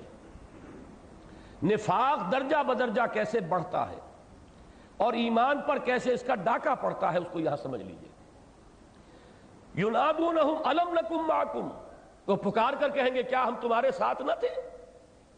دنیا میں تو عبداللہ ابن ابی کندھے سے کندھا ملا کر کھڑا ہوتا تھا ابو بکر صدیق سے رضی اللہ تعالیٰ عنہ، صف اول میں حاضر ہوتا تھا، چودھری تھا بڑا، کھڑا ہو کر کہا کرتا تھا جمعے کے روز یا کبھی خطبہ حضور کو دینا ہوتا تھا، لوگوں ان کی بات توجہ سے سنو، یہ اللہ کے رسول ہیں، اپنی چودراہٹ کے مظاہرے کے لیے۔ تو دنیا میں تو ساتھ تھے، گڑبڑ تھے۔ الم نکم معکم، کیا ہم تمہارے ساتھ نہ تھے؟ قالوا بلا، اب وہ جواب دیں گے کیوں نہیں تھے تو ہمارے ساتھ۔ اب یہاں سے بات شروع ہوئی، وَلَٰكِنَّكُمْ فَتَنْتُمْ أَنفُسَكُمْ وَتَرَبَّصْتُمْ، مگر تم نے اپنے آپ کو فتنوں میں ڈالا اور تربص میں، گو مگو میں مبتلا ہو گئے۔ ان دو الفاظ کو سمجھنے کے لیے کل کی آیت سورہ توبہ کی 24ویں نمبر آیت جو کل ہم پڑھ چکے ہیں، قُلْ إِنْ كَانَ آبَاؤُكُمْ وَأَبْنَاؤُكُمْ وَإِخْوَانُكُمْ وَأَزْوَاجُكُمْ وَعَشِيرَتُكُمْ وَأَمْوَالٌ اقْتَرَفْتُمُوهَا وَتِجَارَةٌ تَخْشَوْنَ كَسَادَهَا وَمَسَاكِنُ تَرْضَوْنَهَا أَحَبَّ إِلَيْكُم مِّنَ اللَّهِ وَرَسُولِهِ وَجِهَادٍ فِي سَبِيلِهِ فَتَرَبَّصُوا، میں نے کہا تھا تربص کے لفظ کو نوٹ کیجئے، وہ تربص کا لفظ یہاں آ گیا۔ تم نے ان محبتوں میں اپنے آپ کو مبتلا کیا، ان محبتوں کو اللہ اور اللہ کے رسول اور اللہ کے راہ میں جہاد کی محبت سے بالا تر کر لیا، تم نے خود کیا۔ It was your own choice, it was your own free choice، تم نے اپنے ہاتھوں اپنے آپ کو ان فتنوں کے اندر ڈالا، جس کا نتیجہ کیا تھا؟ فتربصوا، جاؤ دفع ہو جاؤ، اب انتظار کرو۔ پھر تم انتظار میں گو بگو کی کیفیت، چلوں نہ چلوں، بڑھوں نہ بڑھوں، قدم بڑھاؤں یا نہ بڑھاؤں، کعبہ میرے پیچھے ہے کلیسا میرے آگے، ایمان مجھے روکے ہے تو کھینچے ہے مجھے کفر، ایمان پکار رہا ہے میدان جنگ میں اور گھر کی ٹھنڈی چھاؤں جو ہے وہ مجھے کھینچ رہی ہے۔ بڑا پیارا شعر جگر نے کہا تھا کہ تپتی راہیں مجھ کو پکارے اور دامن پکڑے چھاؤں گھنیری، یہ چھاؤں نکلنے نہیں دے رہی۔ تم نے اپنے آپ کو ان فتنوں میں ڈالا اور تربص میں مبتلا ہوئے۔ تیسرا نتیجہ اس کا ورتبتم، پھر شکوک و شبہات نے ڈیرا لگایا۔ یہ وہ لفظ آ گیا ارتیاب، ایمان کی کچھ پونجی تھی تو اب ان میں شکوک و شبہات کے کانٹے چبھ گئے، اس لیے کہ عمل سے ایمان بڑھتا ہے، بے عملی سے ایمان کے اندر ضعف اور کمی پیدا ہوتی چلی جائے گی۔ یہ دو چیزیں جو ہیں یہ لازم و ملزوم ہیں، ایمان ہوگا عمل ہوگا، پھر یہ عمل ایمان کو تقویت دے گا، ایمان بڑھے گا پھر اور عمل ہوگا، وہ عمل مزید پھر مزید ایمان میں اضافہ کرے گا۔ یہ ایک سپائرل ہے، یہ سپائرل جو ہے یا تو جائے گا اوپر کی طرف، جیسے وہ زینے ہوتے ہیں چکر والے کہ ہر چکر کے ساتھ آپ اوپر جا رہے ہیں، ایمان بھی اور عمل بھی، اور یا پھر یہ وہ وشس سرکل بن جائے گا کہ عمل کی کمی ایمان پر ریفلیکٹ ہوگی، اس میں کمی آئے گی، یہ ایمان کی کمی مزید عمل کو اور کم کر دے گی، یہ عمل کی مزید کمی مزید ایمان کو اور کھور دے گی، برف کو وہ اور پگھل جائے گا، یا ادھر یا ادھر۔ اور سورہ نساء کا ایک مقام ہے جہاں پر ان چیزوں کو خوب واضح کیا گیا ہے۔ کچھ لوگ ہیں وہ ایمان لائے ثم کفروا آمنوا ثم کفروا ثم آمنوا ثم کفروا ثم ازدادوا کفرا، پھر وہ کفر کی طرف بڑھتے چلے گئے۔ تو فرمایا تیسرا قدم ورتبتم، چوتھا قدم وغرتکم الامانی، تمہیں دھوکہ دیا خواہشات نے۔ اور یہ امانی کا لفظ قرآن مجید کی ایک ٹرم ہے۔ یہود اور نصارہ کا یہ قول نحن ابناء اللہ واحباؤہ لن تمسنا النار الا ایاما معدودہ، ہم تو اللہ کے چہیتے ہیں، لاڈلے ہیں، ہمیں کیا ڈر، اور ہمیں تو آگ چھو ہی نہیں سکتی، چھوئے گی بھی تو چند دن، جس کے بارے میں قرآن کہتا ہے تلک امانیہم قل ہاتوا برہانکم ان کنتم صادقین، یہ ان کی خوشنما آرزویں ہیں، وشفل تھنکنگ ہے، یہ امانی ہے۔ پھر انسان کو دھوکہ دیتا ہے امانی۔ اللہ بڑا نکتہ نواز ہے، اللہ بڑا ہی غفور ہے، بڑا رحیم ہے، بخشنے والا ہے، خطاؤں سے درگزر فرمانے والا ہے، اور یہ کہ بہرحال کچھ بھی ہے آخر کلمہ گو ہے، جو کچھ بھی ہے لیکن تیرے محبوب کی امت میں ہے۔ یہ امانی کہ اس کی وجہ سے بھی ہمارا کوئی کریڈٹ ہے، ہمیں ہمارا کوئی کلیم بنتا ہے، یہ چیزیں اور لوری دے دے کر تھپک تھپک کر سلاتی ہیں کہ خواب سے بیدار ہوتا ہے ذرا محکوم، اگر پھر سلا دیتی ہے اس کو حکمراں کی ساحری، اور وہ بدبخت شیطان آخر میں آیا غرتکم الامانی حتی جاء امر اللہ وغرکم باللہ الغرور، اور تمہیں خوب دھوکہ دیا اللہ پر اس دھوکے باز نے۔ یہ غرور غین کی زبر کے ساتھ ہے، انتہائی دھوکے باز یعنی شیطان لعین، وہ لوری دے دے کر تھپک تھپک کر سلاتا ہے، پرواہ نہیں، تم حرام خوری کر رہے ہو تو کیا ہے، تم نے مسجد کو چندے بھی تو دے رکھے ہیں نا، تم نے یہ سب بلیک مارکیٹنگ سے کمایا تو کیا ہے، آخر داتا دربار پر چادریں بھی تو تمہاری چڑھائی ہوئی ہیں، کہاں چلی جائیں گی یہ؟ ان میں سے ایک ایک جو ہے وہ تمہارے کام آنے والی ہے، تم نے فلاں نیکیاں بھی تو کی ہوئی ہے، اس پر تکیہ ہے، اس پر بھروسہ ہے۔ اور پھر یہ کہ چلو کچھ بھی ہے، اللہ تو بڑا بخشنے والا ہے، اس کی رحمت کے امیدوار بنو، کچھ بھی ہو لیکن آخر کسی کی امتی ہو تو کیا اس کی شفاعت تمہیں نہیں مل جائے گی؟ یہ ہے وہ دغا باز کہ خواب سے بیدار ہوتا ہے ذرا محکوم، اگر پھر سلا دیتی ہے اس کو حکمراں کی ساحری۔ یہاں پر ایک لفظ اور آیا تھا بیچ میں حتی جاء امر اللہ، اس آیت میں بھی کیا تھا فتربصوا حتی یاتی اللہ بامرہ واللہ لا یہدی القوم الفاسقین۔ اگر وہ 8 محبتیں تمہارے دل پر زیادہ قبضہ کر چکی ہے ان 3 محبتوں سے تو جاؤ دفع ہو جاؤ، انتظار کرو یہاں تک کہ اللہ اپنا فیصلہ سنا دے، اور اللہ ایسے فاسقوں کو ہدایت نہیں دیتا۔ اس آیت کی روشنی میں اس آیت کو سمجھیں گے تو یہ نفاق کے موضوع پر قرآن مجید کی عظیم ترین آیت ہے۔ یہ درجہ بدرجہ نفسیاتی طور پر یہ کس طرح انسان پستی میں گرتا ہے، کس طرح یہ پسپائی ہو رہی ہے، یہ اسپائرل بیکورڈ جو چل رہا ہے، اس میں کون کون سے مراحل آتے ہیں، اس کے بعد اس کا انجام کیا ہے، فَالْيَوْمَ لَا يُؤْخَذُ مِنْكُمْ فِدْيَةٌ، تو آج کے دن نہ تم سے کوئی فدیہ قبول کیا جائے گا، وَلَا مِنَ الَّذِينَ كَفَرُوا، اور نہ ان کافروں سے۔ یعنی دنیا میں تم مسلمانوں کے ساتھ، اہل ایمان کے ساتھ گڑبڑ تھے، اب یہاں چھلنی لگ گئی، اہل ایمان تو ہو گئے، اپنا نور لے کر گئے، اب تمہارا انجام ہوگا یہاں کافروں کے ساتھ۔ فَالْيَوْمَ لَا يُؤْخَذُ مِنْكُمْ فِدْيَةٌ وَلَا مِنَ الَّذِينَ كَفَرُوا مَأْوَاكُمُ النَّارُ، تم سب کا ٹھکانہ آگ ہے، ہِيَ مَوْلَاكُمْ۔ قرآن مجید میں کہیں کہیں طنز بھی ہے، وہ معلوم ہوتا ہے کہ طنز بھی ادب کی ایک صنف ہے، وہی تمہاری حمایتی ہے، مددگار ہے، غمخوار ہے۔ اب اس آگ ہی سے کچھ دکھ درد کرنا ہو تو اسی سے کرو، کوئی اگر دل جوئی مطلوب ہے تو وہ بھی وہی کرے گی، ہی مولاکم، وہی تمہاری رفیق، دم ساز، حمایتی، پشت پناہ، مددگار، تمہارا درد بانٹنے والی اگر ہے تو یہی آگ ہے۔ وَبِئْسَ الْمَصِيرُ، اور وہ بہت ہی برا ٹھکانہ ہے۔ اللہ تعالی ہمیں اس انجام سے بچائے۔ اللہم طہر قلوبنا من النفاق واعمالنا من الرياء والسنتنا من الكذب واعیننا من الخیانہ فإنك تعلم خائنة الأعین وما تخفی الصدور۔ اللہم نور قلوبنا بالایمان واشرح صدورنا للاسلام اللہم انا نعوذ بک من الشک والشرک اللہم انا نعوذ بک من الشک والشرک اللہم حبب الینا الایمان وزینہ فی قلوبنا وکرہ الینا الکفر والفسوق والعصیان اللہم وفقنا لما تحب وترضى اللہم وفقنا ان نجاہد فی سبیلک باموالنا وانفسنا اللہم وفقنا ان ننفق اموالنا ونبذل انفسنا لإقامت دینک وإعلاء کلمتک اللہم ربنا تقبل منا انک انت السمیع العلیم وتب علینا انک انت التواب الرحیم وصلی اللہ تعالی علی خیر خلقہ محمد وآلہ واصحابہ اجمعین برحمتک یا ارحم الراحمین۔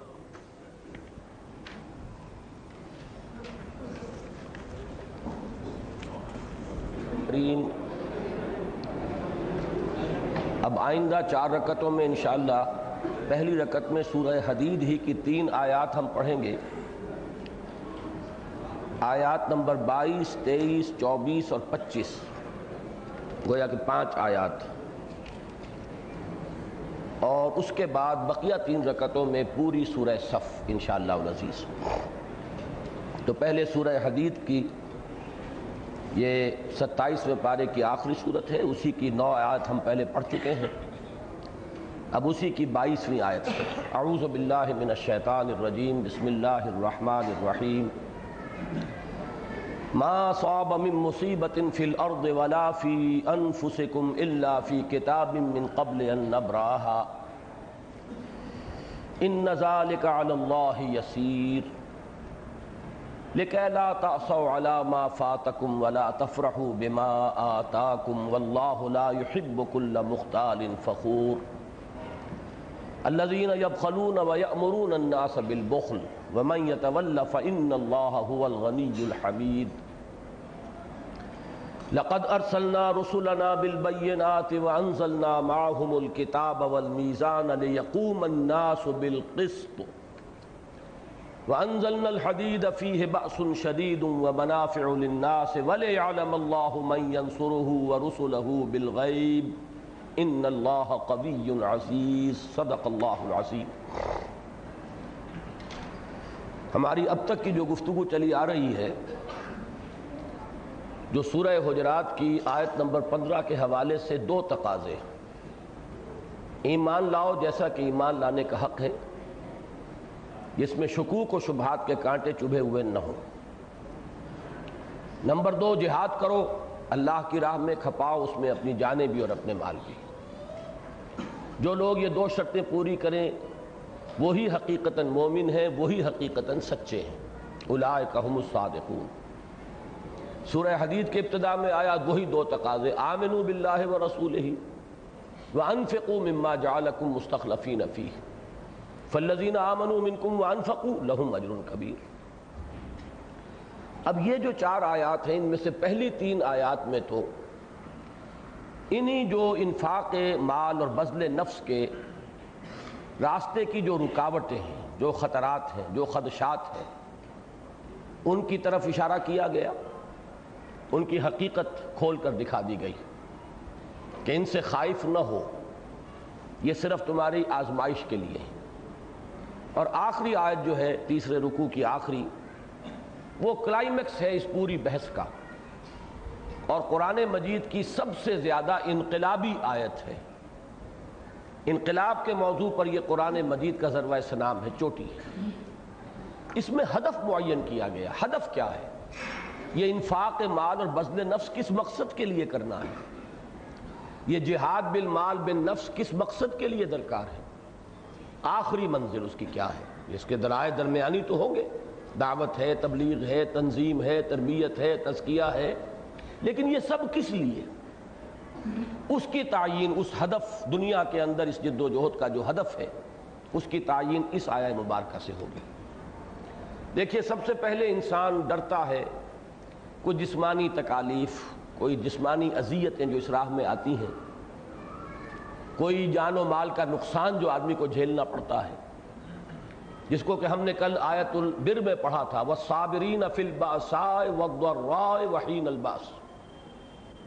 پہلے تو اس کے ضمن میں فرمایا ما صاب من مصیبت الا باذن اللہ فی الارض ولا فی انفسکم الا فی کتاب من قبل ان نبرأها، نہیں پڑتی کوئی پڑھنے والی کوئی مصیبت، کوئی تکلیف، کوئی آپ کے لیے ناگوار صورتحال، کوئی آپ کے لیے ناپسندیدہ صورت واقع نہیں ہو سکتی، نہ تمہاری جانوں میں نہ زمین میں، یعنی زمین میں بڑے پیمانے پر کوئی ابتلا، آزمائش، کوئی زلزلہ، کوئی سیلاب، کوئی قحط، اور تمہاری جانوں میں کوئی بیماری، کوئی تکلیف، کوئی اذیت، کوئی جو بھی حضرت بلال کے ساتھ ہو رہا تھا یا حضرت خباب کے ساتھ ہو رہا تھا، جو بھی کچھ ہوتا ہے، ما صاب من مصیبت فی الارض ولا فی انفسکم الا فی کتاب من قبل ان نبرأها، مگر یہ کہ وہ موجود ہے ایک کتاب میں درج،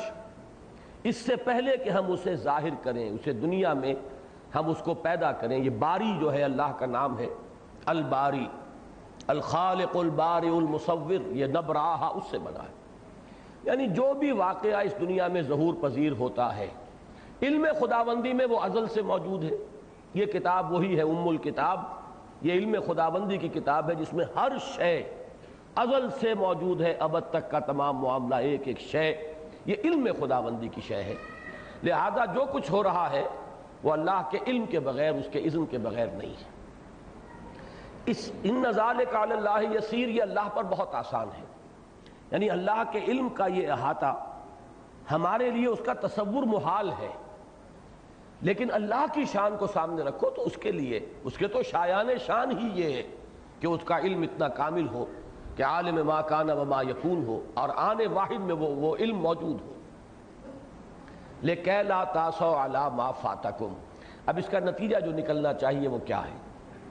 اس کو تو آدمی فوراً قبول کر لے گا کہ ہاں یہ تو ایمان کا تقاضا ہے، واقعتاً یہ تو بات درست ہے، صحیح ہے، لیکن نتیجہ کیا نکلنا چاہیے؟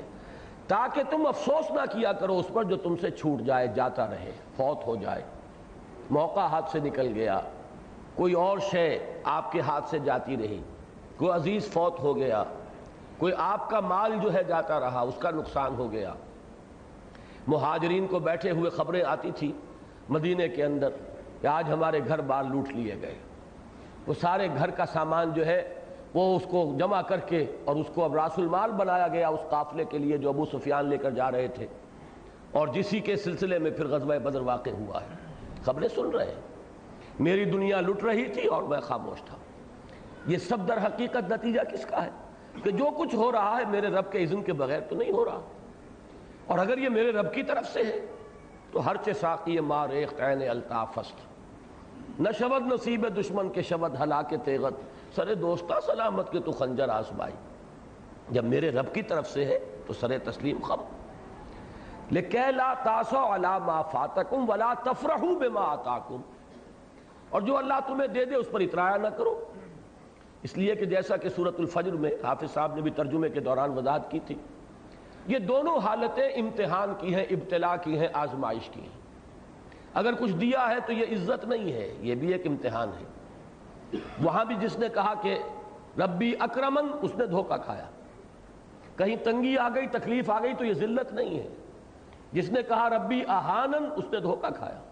یہ دونوں صورتیں ابتلا کی ہیں، آزمائش کی ہیں، تمہیں جانچا جا رہا ہے، پرکھا جا رہا ہے۔ لِكَيْ لَا تَأْسَوْا عَلَىٰ مَا فَاتَكُمْ وَلَا تَفْرَحُوا بِمَا آتَاكُمْ وَاللَّهُ لَا يُحِبُّ كُلَّ مُخْتَالٍ فَخُورٍ، اور اللہ کو بالکل پسند نہیں ہے وہ لوگ کہ جو شیخی خورے، اترانے والے، فخر کرنے والے ہیں۔ اب یہ جو ذہنیت ہے، جو شیخی بھگارنے والی ذہنیت، اترانے والے مال دنیا پر، ظاہر ہے وہ مال کو سینت کر رکھیں گے۔ جب وہی ان کے لیے بنیاد ہے عزت کی تو اس کو وہ خرچ نہیں کریں گے، اس کو جمع کریں گے۔ لہذا اگلی آیت میں نتیجہ بیان کر دیا، الذین یبخلون ویامرون الناس بالبخل، جو لوگ کہ خود بخل سے کام لیتے ہیں اور لوگوں کو بھی بخل ہی کا مشورہ دیتے ہیں۔ جیسے کل سورہ عنکبوت میں آیا تھا، اتبعوا سبیلنا ولنحمل خطایاکم، تم خام خواہ جو ہے دیوانے ہو گئے ہو، فینیٹک ہو گئے ہو، تمہیں اپنے مستقبل کا کوئی خیال نہیں ہے، اپنے بچوں کی کوئی فکر نہیں ہے، اپنے کیریئر کا کوئی خیال نہیں رہا ہے، تم نے ہمتن اپنے آپ کو جو ہے اس کے اندر جھونک دیا اس جد و جہد کے اندر. تو یہ ساری چیزیں جو ہیں بہت ہی ناصحانہ انداز میں یامرون الناس بالبخل. بھائی سب کچھ لگا نہیں دینا چاہیے, کچھ سنبھال کے بھی رکھنا چاہیے, کچھ آڑے وقت کے لیے بھی ضرورت ہوتی ہے. وَمَن يَتَوَلَّ فَإِنَّ اللَّهَ هُوَ الْغَنِيُّ الْحَمِيدُ. اور جو پیٹھ موڑ لے گا, کیونکہ اللہ تو کہتا ہے خرچ کرو, یہ کہتے ہیں رکھو, اسی سے تو عزت ہے. 4 پیسے ہوں گے تو تمہاری دنیا میں عزت ہوگی, 4 پیسے ہوں گے, مال اسباب نظر آئے گا تو تمہاری بیٹیوں کے رشتے آئیں گے, ورنہ کون تمہاری بیٹیوں کو پوچھے گا. جب تک یہ شان و شوکت نہیں ہوگی, یہ ساز و سامان اپنے گھروں میں نہیں رکھو گے, جو آئیں کو دیکھ بھال کرنے والے انہیں نظر آئے یہاں پر رونق, تبھی تو کوئی تمہاری بچیوں کو پوچھے گا, ورنہ کون پوچھے گا. یہ ہے ایک طرف تو اللہ کا مطالبہ, لگاؤ, کھپاؤ, خرچ کرو, مت رکھو اپنے پاس, لگا دو, قل العفو, جو بھی ضرورت سے زائد ہے صرف کر دو. اور ایک یہ ہے کہ نہیں روکو, اسی میں عزت ہے, اسی میں دنیا کے لیے ہمارے تمام تقاضے جو ہیں ان کے صحیح طور پہ پورا ہونے کا امکان ہے. فرمایا جب اللہ کے راستے سے, اللہ کی پکار سے کان بہرے کر لیے, پیٹھ موڑ لی, اور دنیا والوں کی یا نفس کی یہ بات مان لی, تو فرمایا وَمَن يَتَوَلَّ فَإِنَّ اللَّهَ هُوَ الْغَنِيُّ الْحَمِيدُ. جو پیٹھ موڑ لے تو اللہ تو غنی اور حمید ہے ہی, اسے کسی کی احتیاج نہیں. اب وہ آیت آ گئی جو میرے نزدیک اس کا کلائمیکس ہے. اس آیت کے ایک ایک لفظ کو سمجھیے. لَقَدْ أَرْسَلْنَا رُسُلَنَا بِالْبَيِّنَاتِ. ہم نے ہی بھیجا اپنے رسولوں کو بینات کے ساتھ. بینات روشن چیزیں. اس میں اولاً تو آئے گا معجزات کا معاملہ, کہ جو رسولوں کی رسالت کا ایک گویا کہ بین اور ظاہر ثبوت بن جاتا تھا. اور بینات سے مراد وہ براہین بھی ہیں جو اس دین کی دعوت کے ضمن میں قرآن مجید میں آئی ہیں, جو فطرت انسانی کی جانی پہچانی چیزیں ہیں روشن. بہرحال ان میں معجزات بھی, اور جو بنیادی تعلیمات ہیں ہماری دین کی, جن کا عنوان ہے ایمان, وہ در حقیقت ہماری روح کی اور ہماری جو باطن اور ہماری جو فطرت ہے اس کی جانی پہچانی شے ہے. وَأَنزَلْنَا مَعَهُمُ الْكِتَابَ وَالْمِيزَانَ. اور ان کے ساتھ ہم نے نازل فرمائی کتاب بھی اور میزان بھی. یہاں ہے توجہ کیجئے, یہ سب کچھ کس لیے کیا؟ میزان سے مراد ہے وہ نظام عدل, حقوق و فرائض کا تعین کر دینے والا پورا نقشہ. عورت کے حقوق کیا ہیں, فرائض کیا ہیں, مرد کے حقوق کیا ہیں, فرائض کیا ہیں, مزدور کے حقوق کیا ہیں, فرائض کیا ہیں, اور جو امپلائر ہے اس کے فرائض کیا ہیں, اس کے حقوق کیا ہیں. ہر اعتبار سے فریقین کے مابین ایک توازن پیدا کرنے والی شیان المیزان. یہی المیزان ہے جس کا ذکر سورہ شورى میں بھی آیا تھا, لیکن ہم نے وہ آیت جو ہے آج کے اپنے حصے میں شامل نہیں کی تھی. اللہ الذی انزل الکتاب بالحق والمیزان. اللہ ہے وہ ہستی کہ جس نے نازل فرمائی ہے کتاب بھی حق کے ساتھ اور میزان بھی. یہ کتاب اور میزان بریکٹ ہو کر قرآن مجید میں انہی 2 صورتوں میں آئی ہے, سورہ شورى اور یہ سورہ حدید. اور یہی میزان ہے کہ جو دین حق کی شکل اختیار کر لی جس نے محمد الرسول اللہ صلی اللہ علیہ وسلم کے معاملے میں. اس لیے کہ نظام زندگی اب بہت گمبھیر ہو گیا تھا, اور اس نظام زندگی کے اندر اب ایک پورا نظام درکار تھا, نظام حق, سچا نظام, سچا دین. وہ ہے کہ جو محمد الرسول اللہ کو دیا گیا. گویا کہ نوٹ کیجئے, حضور کے لیے فرمایا الہدی و دین الحق. یہ ہم سورہ فتح میں پڑھا ہے, آگے چل کے سورہ صف میں پھر پڑھیں گے. یہاں فرمایا بینات, کتاب اور میزان, 3 چیزیں. وہاں 2 چیزیں فرمائی. هو الذی ارسل رسولہ بالہدی و دین الحق. یہاں فرمایا ہم نے بھیجا اپنے رسولوں کو بالبینات, نمبر 1, اور نمبر 2 وانزلنا معهم الکتاب, نمبر 2, والمیزان, نمبر 3. اب ان کو کوریلیٹ کیجئے. چونکہ حضور کا سب سے بڑا معجزہ بھی قرآن ہے, لہذا بینات اور کتاب مل کر الہدی بن گئے ہیں قرآن مجید. اور دین حق ہے جس نے کہ میزان نے جو شکل اختیار کی ہے, مکمل نظام, جس کو فرمایا الیوم اکملت لکم دینکم واتممت علیکم نعمتی ورضیت لکم الاسلام دینا. اب آگے بڑھیے. یہ سب کچھ ہم نے کس لیے کیا؟ رسول کیوں بھیجے, بینات کیوں دی, کتاب کیوں نازل فرمائی, میزان کیوں نازل کی؟ یہ ہمارا مشغلہ تو نہیں تھا, ہابی تو نہیں تھی, کھیل تو نہیں تھا, کار عبث تو نہیں تھا.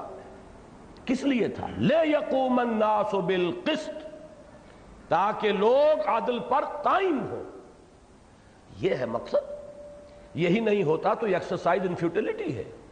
پڑھے جاؤ قرآن ختم کیے جاؤ، لیکن یہ کہ وہ قرآن کی میزان نصب نہیں ہو رہی، قرآن کا نظام قائم نہیں ہو رہا، تو گویا کہ اصل ہدف تو حاصل ہی نہیں.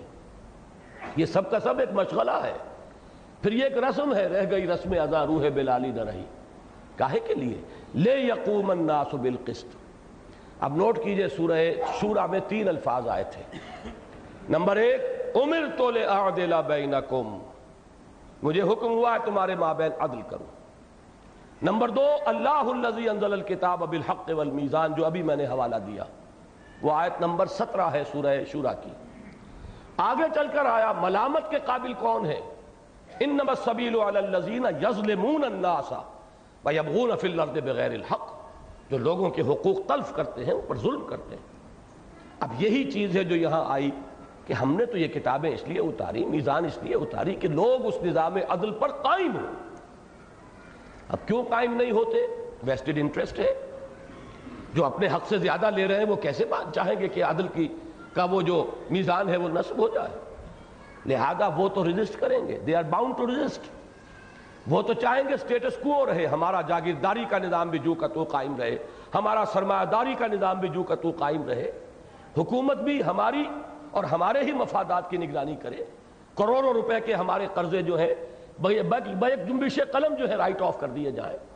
غریب نے اگر مکان لیا، اپنی قرض لیا ہے مکان بنانے کے لیے، تو اس کا مکان گرا دیا جائے گا، بیچ دیا جائے گا اگر وہ قرض ادا نہیں کرتا. لیکن یہ کہ کروڑ ہا روپے جو ہے وہ ایک جنبش قلم سے رائٹ آف کر دیے جائیں گے. یہ سارا ایک نظام ہے، اور اس کے بعض حصے دوسرے حصوں کو سپورٹ کرتے ہیں.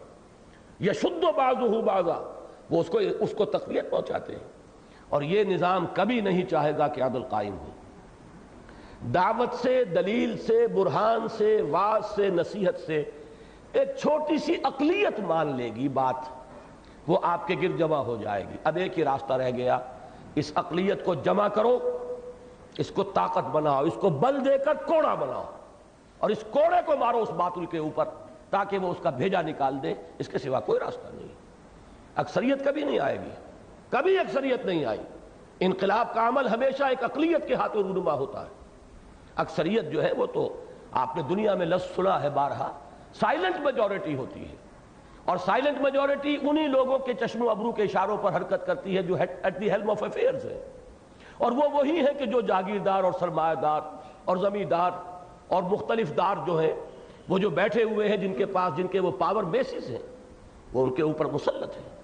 لہذا آپ ایک ہی راستہ دیکھیے، قرآن مجید نے وہ سارا گیپ فل کر کے اس کے ایک جمپ میں فرمایا وَأَنزَلْنَا الْحَدِيدَ، ہم نے لوہا بھی اتارا ہے، فِيهِ بَاسٌ شَدِيد، اس میں جنگ کی صلاحیت ہے.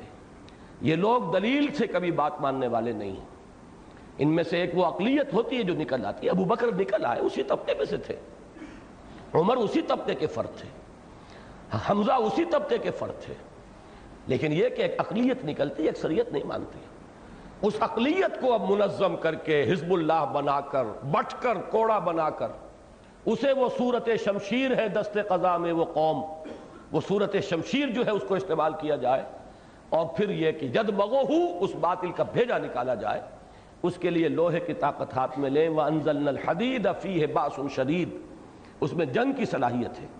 وَمَنَافِعُ لِلنَّاسِ، لوگوں کے لیے کچھ اور فائدے بھی ہیں. میں کہا کرتا ہوں کبھی کبھی وہ چمٹا اور پھکنی اور توا اور پرات بھی اس سے بن جاتی تھی. اب تو ان میں سے کافی چیزیں ایلیمینیٹ ہوتی جا رہی ہیں ہمارے باورچی خانے کے. وہ پورا نظام جو نیا آ رہا ہے، پھکنی کا تو کہیں اب تصور رہا ہی نہیں غریب کا.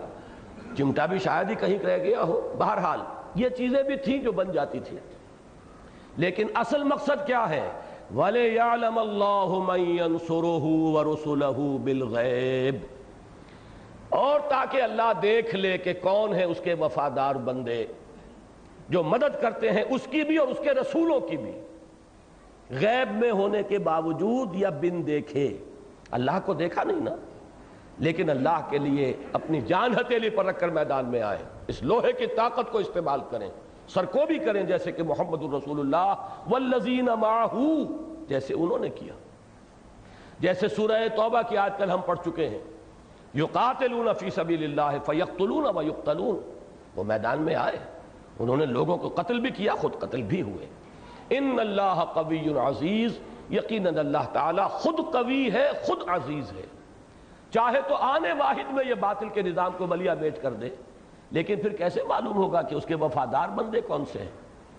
کیسے ظاہر ہوگا کہ کس میں کتنی کچھ وفاداری تھی اللہ کے ساتھ، کس میں کتنی کچھ محبت تھی اللہ کے ساتھ اور اس کے رسول کے ساتھ، کس کے ہاں وہ ترازو جو ہے وہ ان تین محبتوں کی طرف جھکی ہوئی تھی، اللہ کی محبت اور رسول کی محبت اور اللہ کی راہ میں جہاد کی محبت، کیسے پتہ چلے گا؟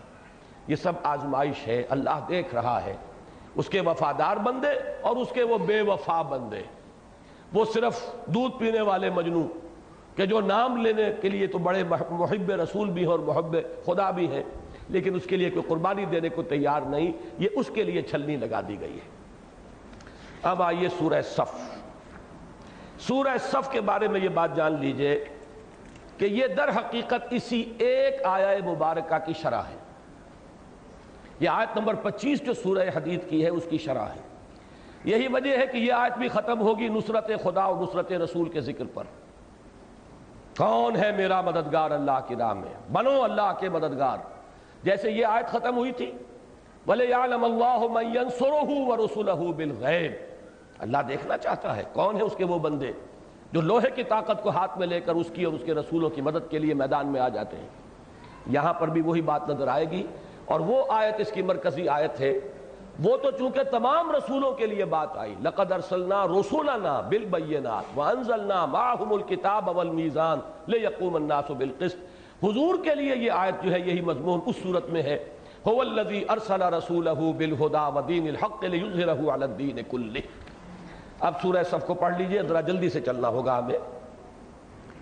پہلی 4 آیات تمہیدی ہیں، وہی ڈانٹ ڈپٹ کا انداز، جیسے کہ سورہ حدید میں تھا تمہیں کیا ہو گیا ہے، کیوں اللہ پر یقین نہیں رکھتے، تمہیں کیا ہو گیا اللہ کی راہ میں کیوں خرچ نہیں کرتے، وہی انداز یہاں ہے۔ سبح للہ ما فی السماوات و ما فی الارض، تسبیح کرتی ہے اللہ کی ہر وہ شے جو آسمانوں میں ہے اور ہر وہ شے جو زمین میں ہے، وہو العزیز الحکیم، اور وہ زبردست ہے کمال حکمت والا۔ یا ایھا الذین آمنوا لم تقولون ما لا تفعلون، اہل ایمان، اے ایمان کے دعوے دارو کیوں کہتے ہو جو کرتے نہیں۔ کبر مقتا عند اللہ ان تقولوا ما لا تفعلون، بہت بڑی شے ہے اللہ کے نزدیک بیزاری کی کہ تم کہو جو کچھ کے کرتے نہیں ہو۔ اور چوتھی آیت میں بات کھول کے رکھ دی، جو میں نے کہا تھا کہ جو اس کوچے میں قدم رکھے سنبھل کر رکھے، سوچ سمجھ کر رکھے، جس کو ہو جان و دل عزیز اس کی گلی میں جائے کیوں، اور بیٹھے کہیں اپنے پاس۔ یہاں آنا ہے تو جان لو ان اللہ یحب الذین یقاتلون فی سبیلہ صفا کانہم بنیان مرصوص، اللہ کو تو محبت اپنے ان بندوں سے ہے جو جنگ کرتے ہیں اس کی راہ میں۔ اب یہاں جہاد نہیں، قتال کا لفظ آ گیا۔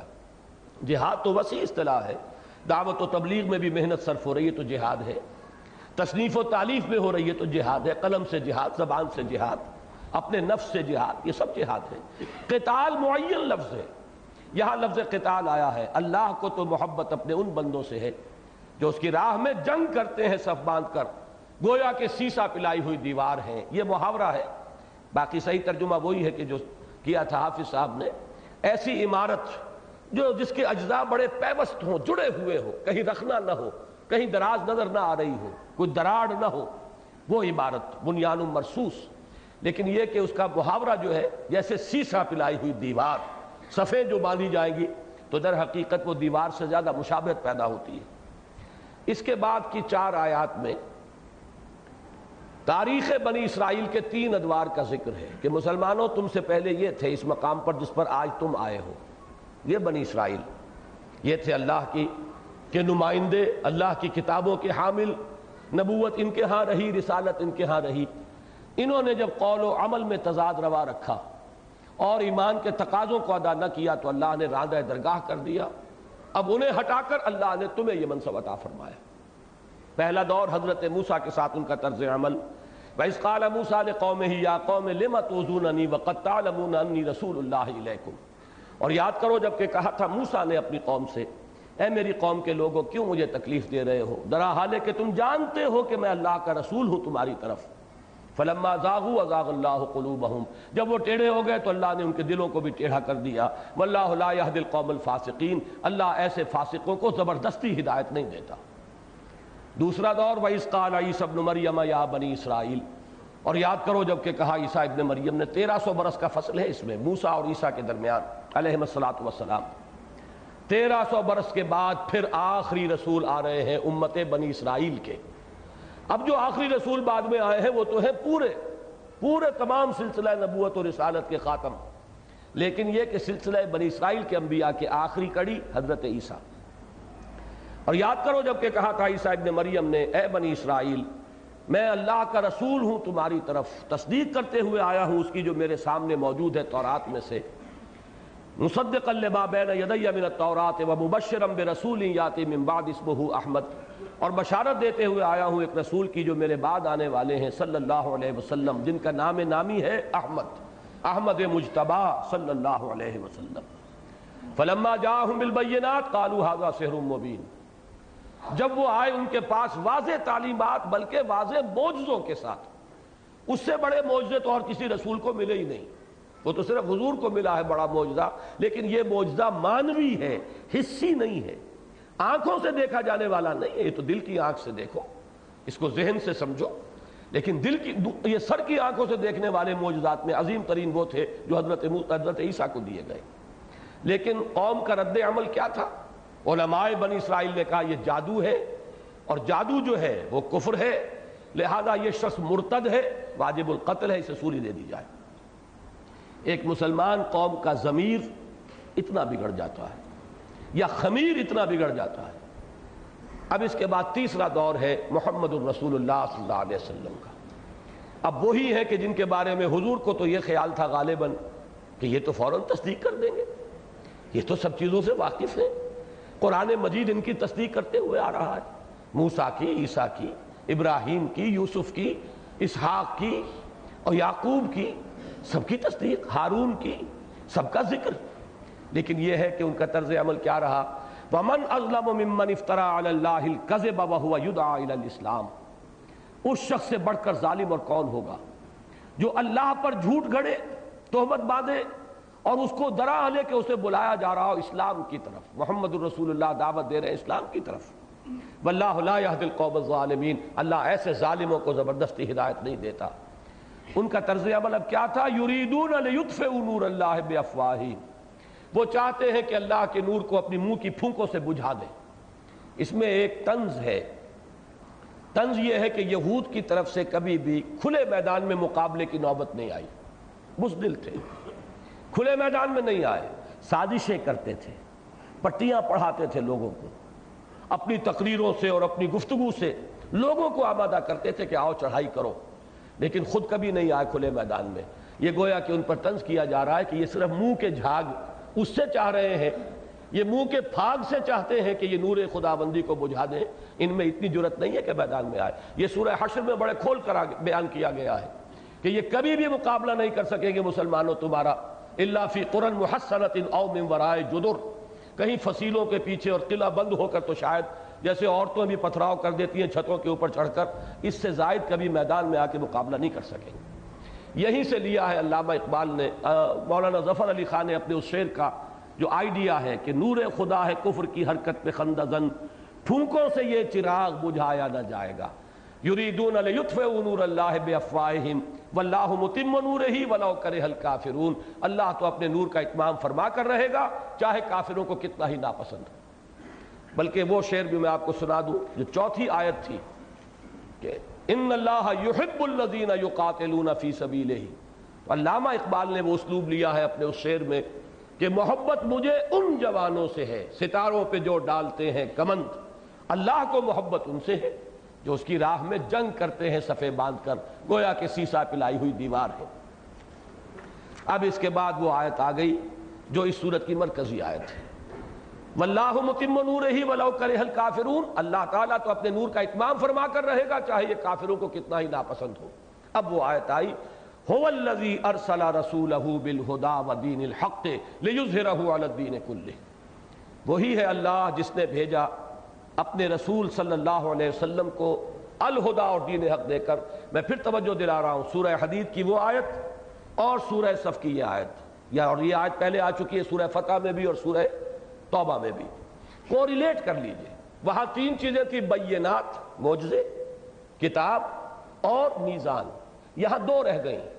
بینات جمع کتاب یہ قرآن ہے، الہدا یہی معجزہ ہے حضور کا صلی اللہ علیہ وسلم، اور نمبر دو المیزان نے دین حق کی شکل اختیار کی ہے، اب وہ کامل نظام بن گیا ہے، ہر دھما جہتی پہلو اس کے اندر جو ہے وہ شامل ہو گئے۔ کس لیے بھیجا؟ لِيُظْهِرَهُ عَلَى الدِّينِ كُلِّهِ، تاکہ غالب کریں اسے کل کے کل نظام پر، کل کے کل دین پر، کل کے کل نظام زندگی پر، وَلَوْ كَرِهَ الْمُشْرِكُونَ، چاہے یہ مشرکوں کو کتنا ہی ناگوار ہو۔ اب اس کے لیے پکار، اب تک تو بات آئی تھی نا، کلمہ خبریہ آیا تھا، مومن تو صرف وہ ہے جو ایمان رکھیں یقین والا، شکوک و شبہات والا نہیں، اور جہاد کریں اللہ کی راہ میں، اپنے جان اور مال کھپائیں۔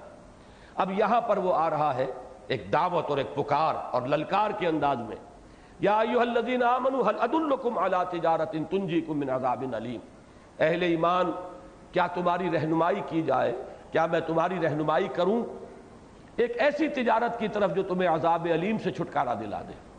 جہنم سے چھٹکارا پانا چاہتے ہو تو ایک کاروبار کرنا پڑے گا، جس طرح کاروبار میں چھوٹا ہو یا بڑا ہو محنت بھی صرف ہوتی ہے اور پیسہ بھی لگتا ہے۔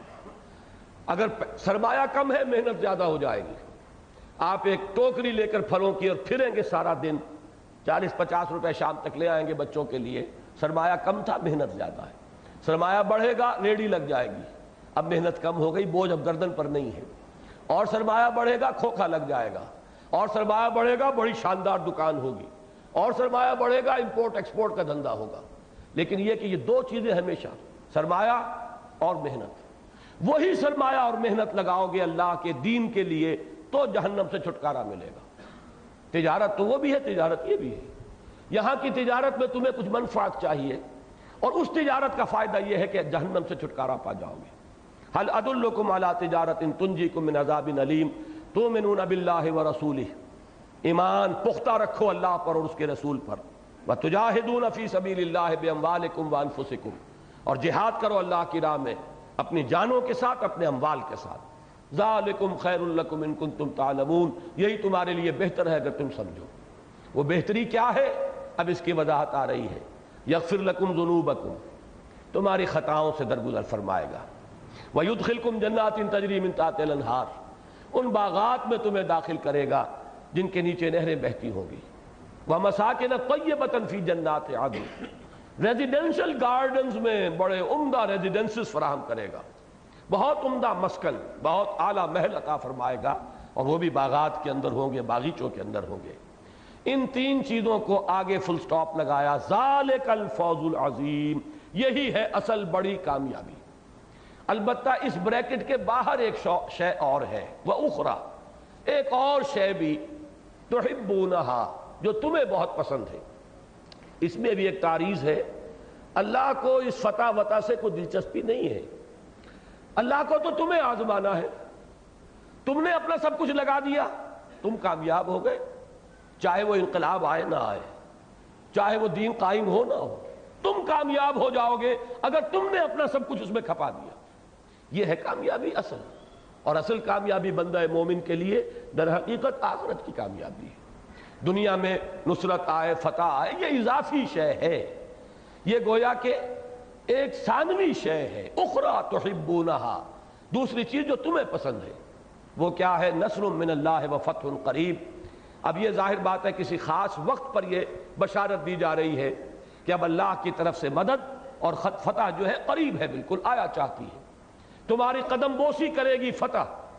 اور اس کے بارے میں جہاں تک سیرت کے مطالعے سے مجھ پر منکشف ہوا وہ یہ ہے کہ یہ غزوہ احزاب کے بعد ہے۔ غزوہ احزاب میں مسلمانوں نے ثبوت دے دیا اپنے صداقت کا، اپنے ایمان صادق کا، اپنی ثابت قدمی کا۔ اس کے بعد حضور نے فرما دیا تھا صلی اللہ علیہ وسلم، اور میرے نزدیک وہ اس حکم کا امتثال امر ہے، وَبَشِّرِ الْمُؤْمِنِينَ، اے نبی اب بشارت دے دیجئے اہل ایمان کو۔ وہ بشارت اس وقت حضور نے ان الفاظ میں دی غزوہ احزاب کے فوراً بعد، لن تغزوکم قریش بعد عامکم ھذا، اے مسلمانوں اب ٹیبلز ٹرن ہو چکی. اب قریش میں جرت نہیں ہے کہ وہ تم پر حملہ آور ہو اس سال کے بعد. انیشیٹو ان کے ہاتھ سے نکل گیا. وَلَكِنَّكُمْ تَغْزُونَهُمْ، بلکہ اب تم ان کی طرف جو ہے رخ کرو گے، پیش قدمی کرو گے. چنانچہ اگلے ہی سال آپ نے وہ سفر کیا عمرے کے لیے، اور جس کے نتیجے میں صلح حدیبیہ ہو گئی. اِنَّا فَتَحْنَا لَكَ فَتْحًا مُبِينًا والی بات ہو گئی. تو در حقیقت وہ شرح ہے اس آیت کی. اب وہ آخری آیت آ گئی جس میں بڑی گہری مشابہت ہو جاتی ہے اس سورہ حدید کی آیت نمبر 25 کا جو ابتدائی حصہ ہے وہ تو هو الذی ارسل رسولہ بالہدی ودین الحق لیظہرہ علی الدین کلہ میں آ گیا. اور جو آخری حصہ ہے یا ایھا الذین آمنوا کونوا انصار اللہ، اہل ایمان اللہ کے مددگار بنو. وہاں کیا تھا؟ وَلِيَعْلَمَ اللَّهُ مَن يَنصُرُهُ وَرُسُلَهُ بِالْغَیبِ. اللہ دیکھنا چاہتا ہے کہ کون ہے اس کے وفادار بندے جو غیب میں ہونے کے باوجود اللہ کی اور اس کے رسولوں کی مدد کرتے ہیں. فرمایا یا ایھا الذین آمنوا کونوا انصار اللہ، اہل ایمان اللہ کے مددگار بنو. کما قال عیسی ابن مریم للحواریین، جیسے کہا تھا ایک وقت میں عیسیٰ ابن مریم نے اپنے حواریین سے، من انصاری الی اللہ، کون ہے میرا مددگار اللہ کی طرف. تو نصرت کی دو نسبتیں ہو گئی، اللہ کی مدد اس لیے کہ دین اللہ کا ہے، غلبہ اس کا ہے، اس کی حکومت قائم کرنی ہے، حکومت الہیہ قائم کرنی ہے، اس کا نظام ہے جس کو برپا کرنا ہے. اور رسول کی نصرت اس لیے کہ فرض منصبی رسول کا ہے. اصلاً رسول بھیجے گئے الہدیٰ اور دین حق دے کر تاکہ اسے غالب کریں. تو گویا کہ نصرت دو ہو گئی، رسول کی نصرت اور اللہ کی نصرت. قال الحواریون نحن انصار اللہ، کہا تھا حواریین نے ہم ہیں اللہ کے مددگار. نتیجہ کیا نکلا؟ فآمنت طائفۃ من بنی اسرائیل وکفرت طائفہ. بنی اسرائیل دو حصوں میں منقسم ہو گئے، ایک حصہ ایمان لایا، ایک نے کفر کیا. ابتدا میں ایمان لانے والا حصہ بہت قلیل، قدر قلیل، کہتے 72 افراد کل تھے، جن میں سے 12 وہ حواریین تھے جو ہر وقت ان کے ساتھ رہتے تھے. ان میں سے ان کی اپنی روایت کے مطابق ایک وہ تھا جس نے کہ غداری کی اور خبر پہنچائی اور گرفتار کروایا حضرت مسیح کو. اگرچہ انجیل برنباس سے جو معلوم ہوتا ہے وہ یہ ہے کہ اسی کی شکل بدل دی گئی تھی، وہ گرفتار ہوا ہے. اصل میں حضرت مسیح کو تو اللہ تعالیٰ نے اس باغ کے اندر، اس کمرے کے اندر ہی سے سیدھا اٹھا لیا ہے آسمان پر، اور وہ آئیں گے بنفس نفیس نازل ہوں گے، وہ ایک علیحدہ مسئلہ ہے. لیکن یہاں تاریخ کا اشارہ کیا گیا ہے کہ ایک گروہ کفر پر اڑ گیا جنہوں نے حضرت مسیح کو کافر قرار دیا، مرتد، واجب القتل، اور ان کی شان میں گستاخیاں کی. ان کی والدہ ماجدہ حضرت مریم صدیقہ، ان کے اوپر گستاخیاں کی، تہمتیں لگائی. اور ایک وہ تھے جو ایمان لائے.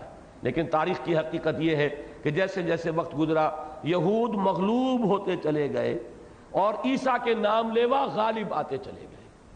تاکہ آج بھی اگر یہود کا وجود دنیا میں کچھ ہے تو عیسائیوں کے رحم و کرم کی وجہ سے، ان کی سپورٹ کی وجہ سے. ورنہ یہ ہے کہ اسرائیل جیسی مملکت جو ہے ایک دن کے لیے قائم نہیں رہ سکتی، چاہے وہ اپنے سارے ایٹم بم بھی استعمال کر لیں. میں دعوے سے کہتا ہوں کہ امریکہ کی سپورٹ ختم ہو جائے تو چند دنوں کے اندر ٹکا بوٹی ہو جائے گی ایک ایک یہودی کی. لیکن یہ ہے کہ بہرحال جب تک امریکہ نے پروٹیکشن دی ہوئی ہے تو الا بحبل من اللہ وحبل من الناس، یہ سورہ آل عمران میں الفاظ موجود ہیں، یہ اس کی گویا کہ شرح ہے. بہرحال فرمایا فَأَيَّدْنَا الَّذِينَ آمَنُوا عَلَىٰ عَدُوِّهِمْ، تو اللہ تعالیٰ نے، اللہ فرما رہے ہم نے مدد کی ان کی جو ایمان لائے ان کے دشمنوں کے خلاف. فَأَصْبَحُوا ظَاهِرِينَ، اور پھر وہی غالب ہوئے. اب اس میں نوٹ کیجئے، کل بھی میں نے سورہ مجادلہ کی آیت کے حوالے سے کہا تھا رسولوں کا غلبہ ناگزیر ہے. کتب اللہ لأغلبن انا ورسلی. اس غلبے کی دو شکلیں میں نے کل بتائی تھی. ایک غلبہ حضرت نوح، حضرت ہود، حضرت صالح کو اس شکل میں ہوا کہ دشمن سب ہلاک کر دیے گئے، کفار و مشرکین ختم کر دیے گئے. ایک غلبے کی صورت وہ ہے جو محمد الرسول اللہ کے ہاتھوں ہوئی. اگرچہ یہ شعر پورا کا پورا اس پر صادق نہیں آتا، لیکن ایک کیفیت سی اس میں ہے کہ نشہ پلا کے گرانا تو سب کو آتا ہے، مزہ تو تب ہے کہ گرتوں کو تھام لے ساقی. قوموں کا ہلاک کر دیا جانا جو ہے وہ بھی غلبے کی ایک شکل تھی، لیکن اصل شکل تو وہ تھی جو محمد الرسول اللہ کے دست مبارک سے ہوئی کہ قوم بھی رہی اور اللہ کا دین غالب ہو گیا. جاء الحق وزهق الباطل ان الباطل کان زہوقا. تیسری شکل اس میں ایڈ کیجئے، ضروری نہیں کہ وہ غلبہ نبی کے اپنے ہی سامنے ہو جائے، یہ غلبہ بعد میں بھی ہو سکتا ہے، جیسے کہ حضرت مسیح کے ساتھ ہوا۔ ان کے سامنے تو غلبہ نہیں ہوا، لیکن یہ کہ اس کے بعد ان کے نام لیواؤں کو غلبہ حاصل ہوا ان کے دشمنوں کے خلاف، یہ اس کی ایک مثال ہے۔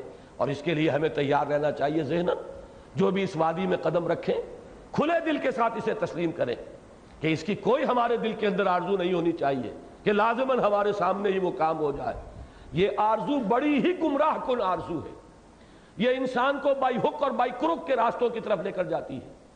سیدھے انگلیوں اگر گھی نہیں نکل رہا، ٹیڑھی انگلیوں سے نکالو، میری زندگی تو اب ختم ہوا چاہتی ہے اور میری جد و جہد کا کوئی نتیجہ سامنے نہیں آ رہا، تو آدمی ادھر ادھر دائیں بائیں، جیسے کہ وہ گیند کیری کرتا ہے کوئی فٹ بالر یا کرکٹ کا اس کا کھیلنے والا، ہاکی کا، اس طرح کے حربے اختیار کرنے پر اتر آتا ہے، اور بڑی بڑی تحریکوں کی تباہی کا سبب یہی شے بن جاتی ہے۔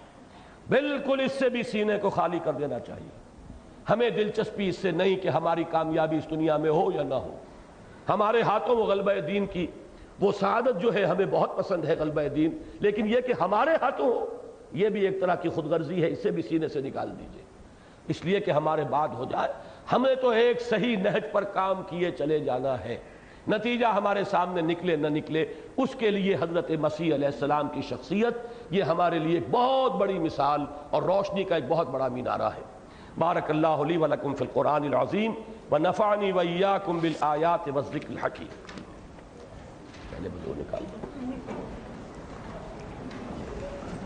وہ تو ختم ہو گئی، پھر ہم رواں ترجمہ کریں گے کہ جیسے میں نے عرض کیا کہ سورہ حدید کی آیت نمبر 25 کی شرح ہے سورہ صف،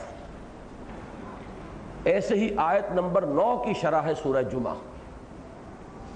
آیت نمبر 9 کیا تھی کہ اگر ایمان کی کمی محسوس کرتے ہو مسلمانوں، اگر تم اپنے سینوں میں جھانکو اور دیکھو کہ وہ یقین والی بات نہیں ہے، اگر یقین والی بات نہیں ہے تو جہاد کہاں سے آ جائے گا؟ وہ تو اس کا نتیجہ ہے، یا تو وہ پھر ہوگا ذاتی کسی علو مرتبت کے لیے، اپنی کوئی شخصیت کے ظہور کے لیے، اپنے اقتدار کے لیے، وہ تو ہوگا یریدون علوا فی الارض ولا فسادا والی بات۔ وہ جہاد کے جو مطلوب ہے وہ تو یقین والے ایمان کا ایک نتیجہ ہے، وہاں وہ بات ہوگی تو آگے اس میں سے برگ و بار آئیں گے، وہ جڑ ہے جس سے کہ وہ پودا پروان چڑھے گا۔ اور اگر وہ کم ہے تو اس کے لیے نشاندہی وہاں ایک آیت میں کر دی تھی، یاد ہے وَمَا لَكُمْ لَا تُؤْمِنُونَ بِاللَّهِ، کیا ہو گیا تمہیں ایمان کیوں نہیں پختہ رکھتے؟ جواب کیا دیا گیا اس کے بعد؟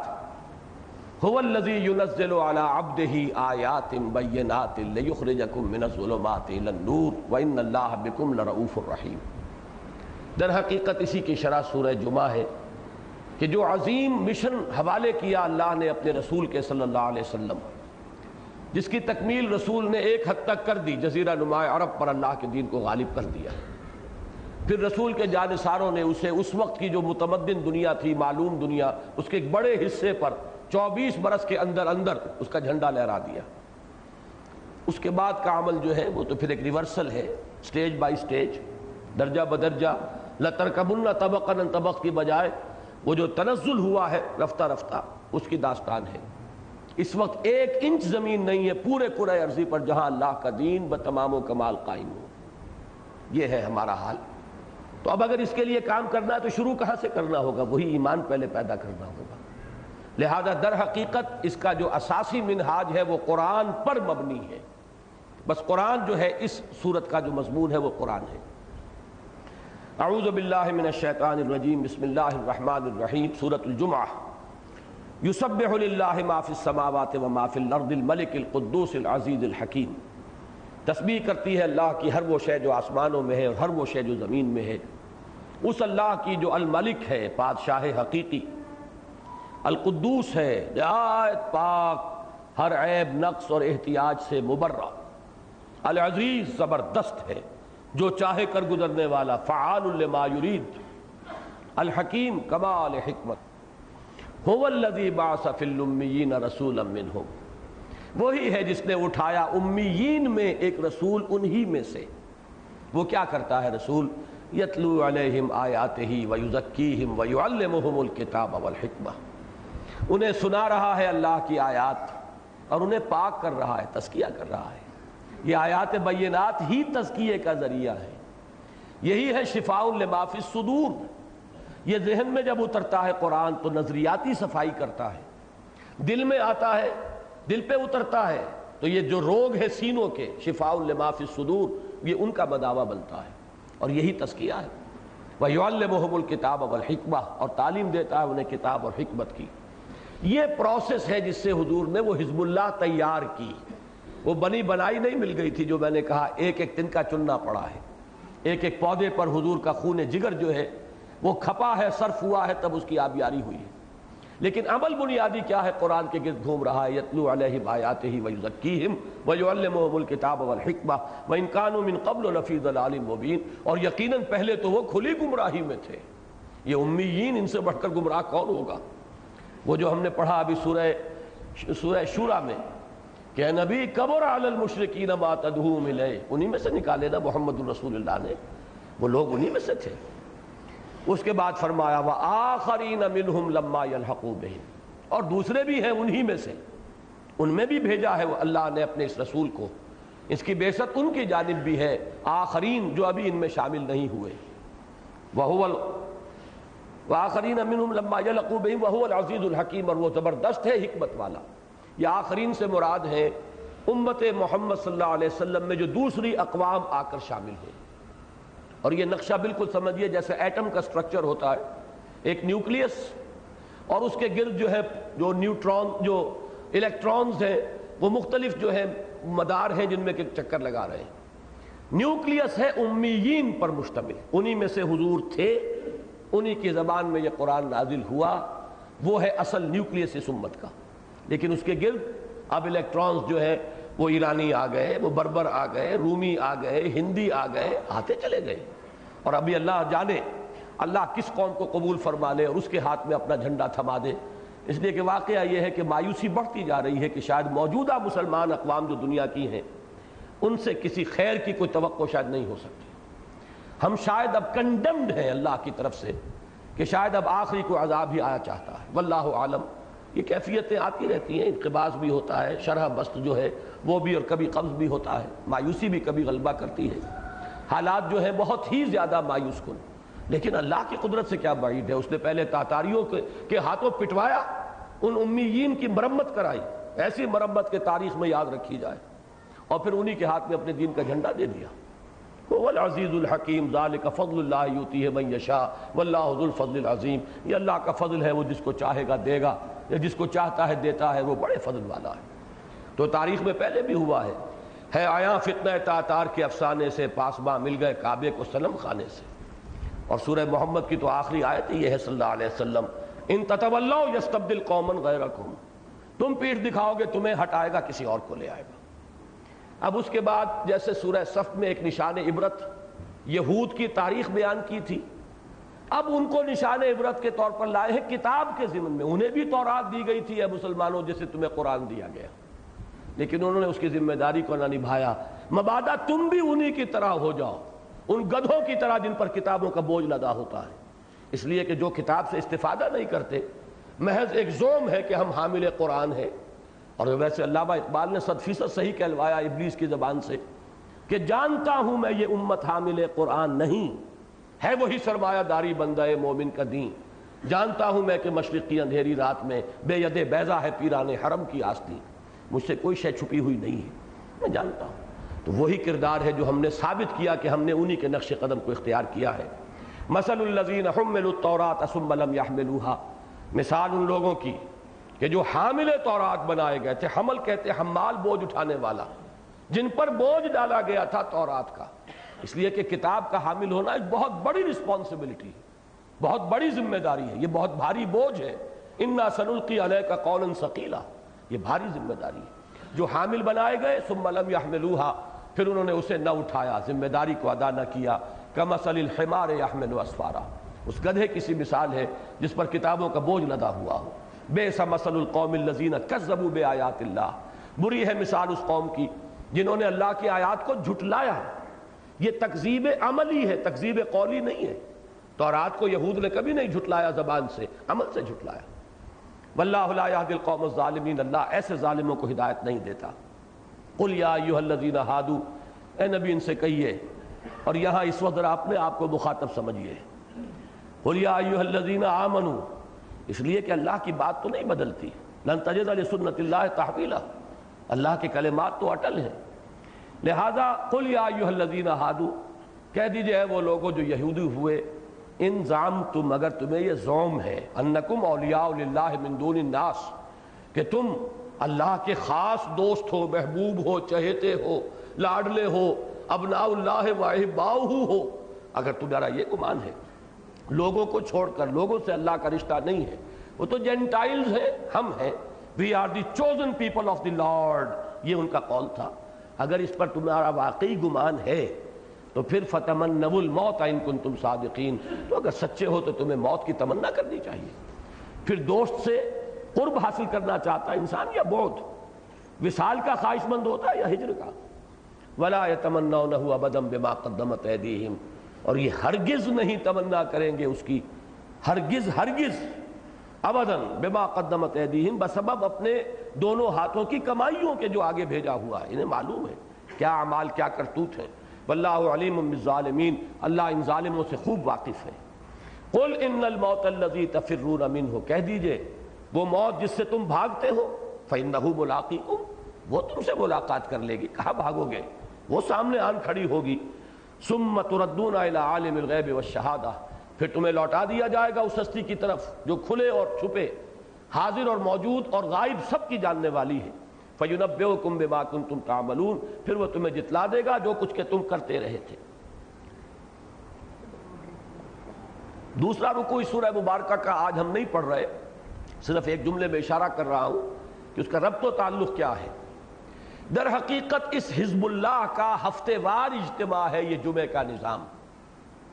مطلوب یہ ہے کہ کوئی نائب رسول ممبر رسول پر کھڑا ہو کر وہی کام کرے، یتلو علیہم آیاتہ ویزکیہم ویعلمہم الکتاب والحکمہ، تاکہ اس حزب اللہ کو اپنے جو بنیادی تصورات ہیں، اپنی جو آئیڈیالوجی ہے وہ تازہ ہوتی رہے، اپنے ہدف ذہن میں تازہ ہوتے رہے۔ جذبات کے اندر اگر کہیں سرد مہری آ گئی ہے، پھر اس کے اندر ایک جذبے کے اندر حرارت پیدا ہو جائے۔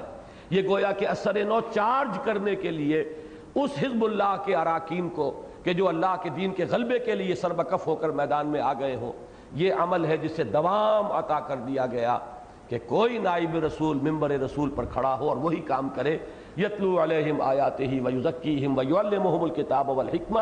اس لیے جمعے کے نظام کی اصل شے جو ہے وہ خطبہ جمعہ ہے۔ ارادہ تھا اس کے بعد سورہ منافقون کو بھی شامل کرنے کا، لیکن اسے میں چھوڑ رہا ہوں۔ اب سورہ تغابن کا بڑا تیزی کے ساتھ ہم صرف جائزہ لیں گے۔ یہ چونکہ ایمان کے موضوع پر جامع ترین صورت ہے قرآن مجید کی۔ ویسے تو ایمان اصل میں موضوع ہے مکی صورتوں کا، مدنی صورت میں تو ایمان کے تقاضے آئے ہیں، وہ چاہے قوانین ہو، احکام ہو، حلال و حرام کے ضوابط ہوں، فرائض کیا ہیں، پھر جہاد ہے، قتال ہے، انفاق ہے۔ لیکن یہ ہے کہ یہاں پر 18 آیات میں ایمان کا خلاصہ ہے۔ پہلے رکوع کی 10 آیات، 7 میں ایمانیات ثلاثہ کی نیریشن ہے، کلام خبریہ، اللہ کی شان یہ ہے، اللہ کی صفات یہ ہیں، رسالت کے باب میں لوگوں کو یہ ٹھوکر لگی ہے، آخرت کے بارے میں یہ مغالطہ ہو گیا ہے، کلام خبریہ ہے۔ لیکن اس کے بعد 3 آیات میں وہ کلام انشائیہ ہے، ایمان لاؤ اللہ پر اور اس کے رسول پر۔ اس کے بعد جو دوسرے رکوع کی 8 آیات ہیں، 5 آیات میں ایمان کے مضمرات و ثمرات و نتائج جو میں نے اشارہ کیا تھا کہ ثم استقاموا کی شرح یہاں آ جائے گی کہ کیا تقاضا ہے اس کا، اللہ کو اپنا رب اور اپنا لارڈ اور اپنا مالک مان لینے کا، اس کا تقاضا کیا ہے، اور پھر 3 آیات میں ان تقاضوں کو پورا کرنے کی پرزور دعوت۔ یہ 18 آیات کا تجزیہ ہے۔ اب پڑھیے۔ بسم اللہ الرحمن الرحیم، یسبح للہ ما فی السماوات و ما فی الارض، تسبیح کرتی ہے اللہ کی ہر وہ شے جو آسمانوں میں ہے اور ہر وہ شے جو زمین میں ہے۔ لہ الملک، بادشاہی اسی کا حق ہے، ڈی فیکٹو بھی اسی کی ہے، ڈی جیورے بھی اسی کی ہے۔ وَلَهُ الْحَمْدُ، کل حمد و ثنا بھی اسی کی ہے۔ وَهُوَ عَلَىٰ كُلِّ شَيْءٍ قَدِيرٌ، وہ ہر شے پر قادر ہے۔ هُوَ الَّذِي خَلَقَكُمْ، وہی ہے جس نے تمہیں پیدا کیا، بنایا۔ فَمِنْكُمْ كَافِرٌ وَمِنْكُمْ مُؤْمِنٌ، تو کوئی تم میں سے کافر ہے، کوئی مومن ہے۔ وَاللَّهُ بِمَا تَعْمَلُونَ بَصِيرٌ، اور جو کچھ تم کر رہے ہو اللہ دیکھ رہا ہے۔ یعنی مومنوں کو ان کا حق مل جائے گا، کافروں کو ان کی سزا مل جائے گی، اللہ دیکھ رہا ہے۔ خلق السماوات والارض بالحق، اس نے آسمان اور زمین پیدا فرمائے حق کے ساتھ۔ وہ بات جو کل میں نے کہی تھی ربنا ما خلقت ھذا باطلا، وہ ایک اسلوب تھا، یہ دوسرا اسلوب ہے۔ وصورکم، اور تمہاری تصویر کشی کی، فاحسن صورکم، بہت ہی عمدہ نقشہ کشی کی، وإلیہ المصیر، اور اسی کی طرف لوٹ جانا ہے۔ یعلم ما فی السماوات والارض، وہ جانتا ہے جو کچھ کے آسمانوں اور زمین میں ہے۔ ویعلم ما تسرون وما تعلنون، اور وہ جانتا ہے جو کچھ تم چھپاتے ہو اور جو کچھ تم ظاہر کرتے ہو۔ واللہ علیم بذات الصدور، اور اللہ تو تمہارے سینوں کی ان چیزوں سے بھی باخبر ہے جن کو تم خود نہیں جانتے۔ ایک تو یہ ہے جسے آدمی چھپاتا ہے لیکن جانتا ہے، جان بوجھ کر چھپا رہا۔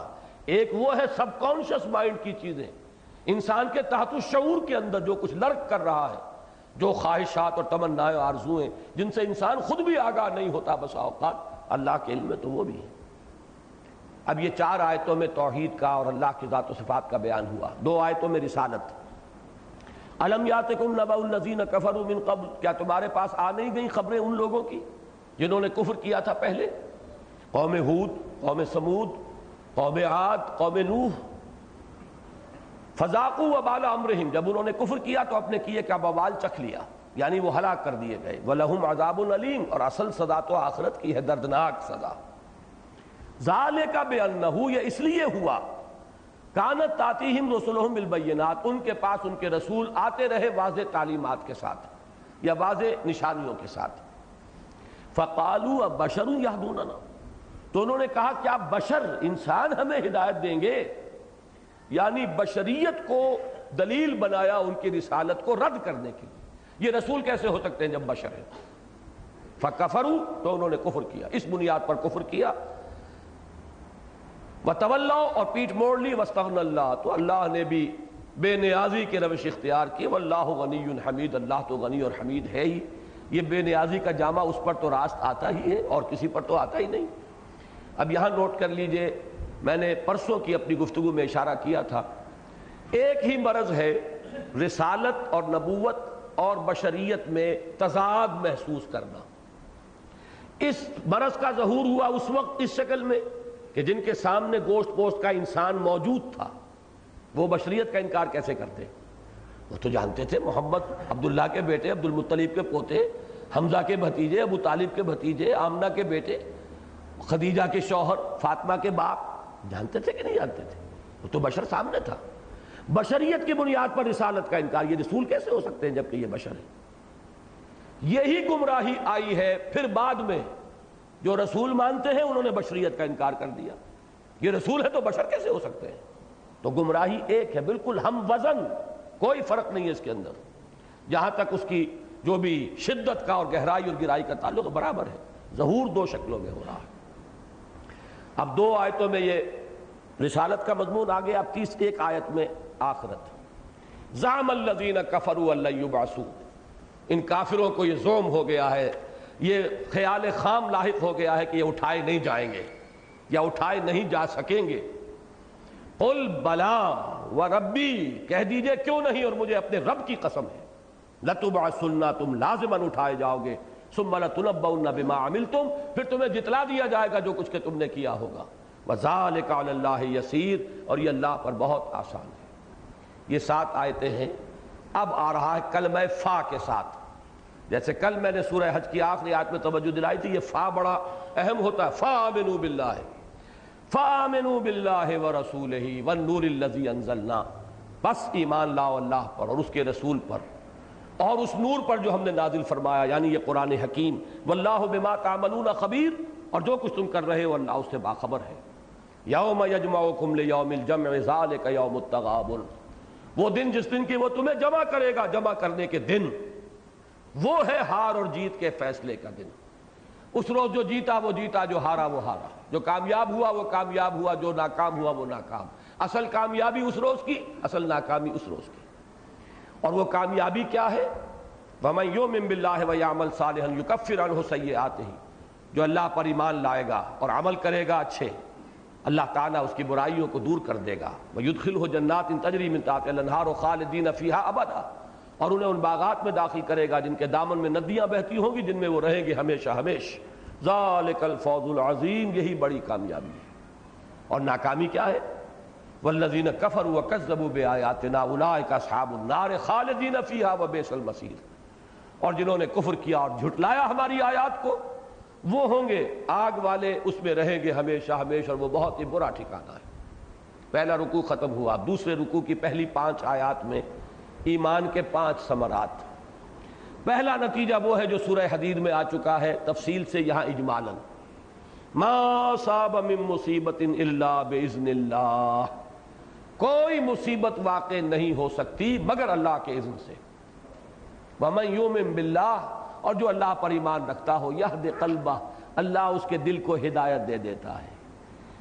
واللہ بکل شیء علیم، اللہ ہر چیز کا علم رکھتا ہے۔ یہ ہدایت کس بات کی ہے؟ تسلیم و رضا۔ دیکھیے ایک درجہ تو یہ ہے کہ بدل مختلف حالات میں یا صبر ہوگا یا شکر ہوگا۔ اللہ نے کچھ دیا ہے شکر کیجئے، اللہ نے کچھ چھین لیا ہے، کوئی تکلیف پہنچا دی ہے، صبر کیجئے۔ لیکن یہ ابتدائی منزل ہے۔ مقام صبر جو ہے اور مقام شکر، ان دونوں سے بلند تر ایک مقام ہے اور وہ ہے مقام رضا، اللہ کی رضا پر راضی ہو جانا۔ اے اللہ تجھے یہ راضی ہے تو میں بھی راضی ہوں، جس کے لیے بہترین شعر ہے مولانا محمد علی جوہر کا، جو بیٹی جب بیمار ہوئی تھی، ایک دفعہ جیل میں گئے، ایک بیٹی بیمار ہوئی، پیرول پر رہا ہوئے تھے اس کو دفن کرنے کے لیے، پھر جیل میں تھے کہ دوسری بیٹی اسی مرض کی شکار ہوئی، تو جیل سے ایک نظم لکھ کر بھیج دی جس کا آخری شعر یہ تھا کہ تیری صحت ہمیں منظور ہے لیکن اس کو نہیں منظور تو پھر ہم کو بھی منظور نہیں۔ یہ ہے مقام رضا، مقام تسلیم و رضا، جس کے بارے میں اقبال نے جو بات کہی ہے میں سمجھتا ہوں اس سے زیادہ پرشکو انداز تو ممکن ہی نہیں ہے۔ مولانا محمد علی جوہر کا شعر تو بہت پیچھے رہ جائے گا، لیکن سادگی میں بات تو وہی ہے۔ لیکن اقبال نے جو کہا ہے، بروں کشید ز پیچا کہ ہست و بود مرا، چہ عقدہا کے مقام رضا کشود مرا۔ اس مقام رضا نے تو میرے وہ عقدے حل کیے ہیں، یہ پیچا کے ہست و بود سے نکال لیا۔ اب میں اس دنیا میں نہیں رہتا ہوں، دنیا سے ماورا ہوں، اس کے بدلتے ہوئے حالات مجھ پر اثر انداز نہیں ہوتے۔ بہرحال یہ پہلا ہے، اب اس کی تفصیل میں جانے کا موقع نہیں۔ نمبر 2، وَأَطِیعُوا اللَّهَ وَأَطِیعُوا الرَّسُولَ، اطاعت کرو، حکم مانو اللہ کا اس کے رسول کا، نہیں مانتے ہو تو دفع ہو جاؤ، پھر ایمان کا دعویٰ بیکار ہے، بے معنی ہے، لا یعنی کوئی حقیقت ہی نہیں۔ اطاعت کرو اللہ کی اور اس کے رسول کی۔ فَإِن تَوَلَّيْتُمْ، اگر تم پیٹھ دکھا دو گے، فَإِنَّمَا عَلَىٰ رَسُولِنَا الْبَلَاغُ الْمُبِينُ، تو جان لو ہمارے رسول کے ذمے صاف صاف پہنچا دینے کے سوا کوئی ذمہ داری نہیں ہے، آگے رسپانسبلٹی تمہاری ہے، you will be held responsible, تم اکاؤنٹیبل ہوگے on the day of judgement. رسول نے بات پہنچا دی، وہ فارغ ہوئے، بری ہوئے۔ نمبر 3، اللہ لا الہ الا هو علی اللہ فلیتوکل المؤمنون، اللہ وہ ہے جس کے سوا کوئی معبود نہیں، بس اللہ ہی پر توکل کرنا چاہیے اہل ایمان کو، اسباب پر توکل نہ رہے، وسائل و ذرائع اور اسباب مادی فراہم کرو، استعمال کرو امکانی حد تک، لیکن تکیہ ان پر نہ ہو، بھروسہ ان پر نہ ہو، توکل صرف ذات باری تعالیٰ پر، اسباب پر نہیں، مسبب الاسباب پر۔ نمبر 4، اب یہ علائق دنیاوی آ گئے، وہ محبتیں، وہ بار بار جن کا ذکر ہوا ہے، ان کے بارے میں قرآن کا نقطہ نظر بڑا عجیب ہے۔ ایمان دل میں آ جائے گا تو ان کی محبتوں کے پردے میں دشمنی نظر آنے لگے گی۔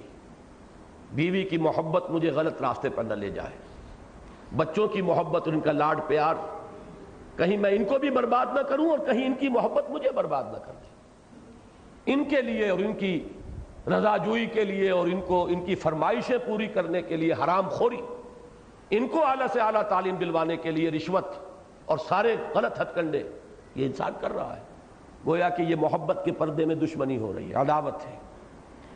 یا ایھا الذین آمنوا ان من ازواجکم واولادکم عدوا لکم فاحذروہم، اہل ایمان تمہاری بیویوں اور اولاد میں سے کچھ تمہارے دشمن مصبر ہیں، چھپے ہوئے ہیں، گھات میں ہیں، بچ کر رہو، بی آن دی الرٹ، اپنی حفاظت کرو، فاحذروہم، ان سے بچ کر رہو۔ وَإِن تَعْفُوا وَتَصْفَحُوا وَتَغْفِرُوا فَإِنَّ اللَّهَ غَفُورٌ رَحِيمٌ، لیکن گھر کی زندگی کو تم میدان جنگ کا نقشہ نہ بنا دو، بلکہ یہ کہ درگزر کرو، اگر تم درگزر کرو، معاف کر دیا کرو اور کچھ نظر انداز بھی کیا کرو، چشم پوشی سے کام لیا کرو، تو اللہ بھی غفور اور رحیم ہے۔ یہ نہیں کہ ہر وقت ڈنڈا ہاتھ میں ہے اور ڈانٹ ڈپٹ اور لڑائی ہو رہی ہے، اس سے بغاوت وجود میں آتی ہے، لیکن خود اپنے آپ کو پوری طرح محفوظ رکھو۔ ان کی تربیت کے لیے سردی گرمی دونوں چاہیے گے، نرمی بھی چاہیے گی، محبت بھی درکار ہوگی اور کبھی سرزنش بھی درکار ہوگی، لیکن یہ کہ اپنا تحفظ پہلے، قو انفسکم، بچاؤ پہلے اپنے آپ۔ پانچویں چیز اموال، ان کے بارے میں نقطہ نظر، انما اموالکم و اولادکم فتنہ، تمہارے یہ اموال و اولاد تمہارے لیے فتنہ ہے، آزمائش ہے، انہی میں آزمائے جا رہے ہو کہ دیکھتے ہو اس پلڑے کو نیچے کرتے ہو یا اس کو کرتے ہو، اسی میں تو سارا کھیل ہے، اس ڈنڈی کے ادھر یا ادھر ہونے ہی پر سارا دار و مدار ہے، فلاح کا اور یا تباہی اور بربادی کا۔ واللہ عندہ اجر عظیم، اور اللہ ہی کے پاس ہے بہت بڑا اجر۔ اولاد یہاں پر دونوں جگہ پر لائی گئی، پہلی آیت میں بھی ان من ازواجکم و اولادکم عدو لکم، پھر مال کے ساتھ بھی بریکٹ کیا۔ اس کی وجہ کیا ہے کہ اولاد کو انسان واقعتاً اپنا ایسٹ بھی سمجھتا ہے، وہ یہ سمجھتا ہے یہ میرے مستقبل کا سہارا بننے والے ہیں، چاہے بعد میں وہ بالکل کوڑا جواب دے جائیں اور بوڑھے والدین کے لیے ان کے پاس کوئی وقت تک نہ ہو ان سے ملنے کا، لیکن ابتداءً انسان سمجھتا ہے یہ بھی میرا ایسٹ ہے۔ بہرحال یہ 5 آیات ہیں، ایک ایک آیت میں ایمان کا ایک ایک ثمرہ کھول کر بیان کر دیا۔ اب فا سے پھر کلام آیا، فاتقوا اللہ ما استطعتم، بس تقوی اختیار کرو اللہ کا جتنا بھی تمہارے حد امکان میں ہے، حد استطاعت میں ہے، واسمعوا واطیعوا، اور سنو اور اطاعت کرو۔ یہ سننا اور اطاعت کرنا پہلے کس کا ہے؟ اللہ کا اور اس کے رسول کا۔ ان کے بعد جو بھی نظام خلافت علی منہاج النبوت کا قائم ہوا، ابو بکر، عمر، عثمان، علی، حسن رضی اللہ تعالی عنہ، ان کے لیے سمع و طاعت۔ اس کے بعد اگر وہ نظام درہم برہم ہو گیا، اس کو قائم کرنے کے لیے اب حزب اللہ کو اثر نو اب دوبارہ آرگنائز کرنا ہوگا۔ چھپر کھڑا ہے تو کھڑا رکھو، گر گیا ہے تو دوبارہ اٹھاؤ، دین قائم ہے تو قائم رکھو، آندھیاں آ رہی ہیں تو اس کی تنابوں کو کھینچ کر رکھو، اس کے کھونٹوں کو مضبوط رکھو، خیمہ گر نہ جائے، لیکن گر گیا ہے تو اب اسے اٹھاؤ اثر نو۔ دو ہی شکلیں ہیں، اگر خلافت علی منہاج النبوت کا نظام قائم ہے تو جو بھی سربراہ ہے اس نظام کا اس کے ساتھ سمع و طاعت ہوگی، اور اگر نہیں ہے تو حزب اللہ دوبارہ آرگنائز کرنی ہوگی، اس کے لیے پھر وہ سمع و طاعت فی المعروف کی بیعت کی جائے گی، دو شکلوں کے سوا تیسری کوئی شکل نہیں۔ یہی وجہ حضور نے فرمایا، حضرت عبداللہ ابن عمر کی روایت ہے اور مسلم شریف کی روایت ہے کہ من ماتا، جو شخص مرا مسلمان سال میں، ولیس فی عنقہ بیعۃ، کہ اس کی گردن میں بیعت کا قلادہ نہ تھا، فقد مات میتۃ الجاہلیہ، وہ جاہلیت کی موت مرا ہے، اسلام کی موت نہیں مرا۔ اس لیے کہ نظم جماعت یا اسلامی نظام ہے، اس کے سربراہ سے بیعت نہیں ہے، اس کو قائم کرنے کے لیے جماعت بناؤ، اثر نو اس حزب اللہ کی تشکیل کرو، پھر وہ جہاد کے مراحل سے گزرو۔ یہ بھی تو کسی کی سربراہی کے بغیر نہیں ہوگا، کسی کی قیادت کے بغیر نہیں ہوگا، اس سے وہ بیعت سمع و طاعت۔ فاسمعوا واطیعوا وانفقوا خیرا لانفسکم، اور خرچ کرو، وہی جو سورہ حدید سے بات چلی تھی، آمنوا باللہ ورسولہ وانفقوا مما جعلکم مستخلفین فیہ، اللہ کے دین کو قائم کرنے کے لیے، اعلاء کلمت اللہ کے لیے لگاؤ اپنی جانیں، کھپاؤ اپنے مال۔ ومن یوق شح نفسہ فاولئک ھم المفلحون، اور جو بچا لیا گیا اپنے جی کے لالچ سے وہی ہے جو فلاح پانے والے ہیں، آخری منزل مراد تک وہی پہنچ پائیں گے۔ ان تقرضوا اللہ قرضا حسنا یضاعفہ لکم، اگر تم اللہ کو قرض حسنہ دو گے۔ دیکھیے سورہ حدید کی قامت کے مضامین دوہرا کر آ گئے، جہاں سے چلے تھے وہیں ہماری بات پہنچ گئی، سورہ حدید اور یہ سورہ تغابن کی حد تک، اگرچہ ایک حصہ اس مضمون کا بھی سورہ تحریم میں بھی آنا ہے۔ بہرحال اگر تم اللہ کو قرض حسنہ دو گے، یضاعف لکم، وہ اس کو تمہارے لیے دگنا بھی کرے گا اور تمہاری گناہوں کا کفارہ بنا دے گا، بخش دے گا تمہیں۔ واللہ شکور حلیم، اللہ قدردان بھی ہے اور حلیم ہے، فوراً نہیں پکڑتا، مہلت دیتا ہے اصلاح کی، رسی دراز کرتا ہے۔ عالم الغیب والشہادہ، وہ کھلے اور چھپے اور ظاہر اور باطن اور سامنے موجود اور غائب ہر شے کا جاننے والا ہے۔ العزیز الحکیم، زبردست ہے، کمال حکمت والا۔ بارک اللہ لی ولکم فی القرآن العظیم ونفعنی وإیاکم بالآیات والذکر الحکیم۔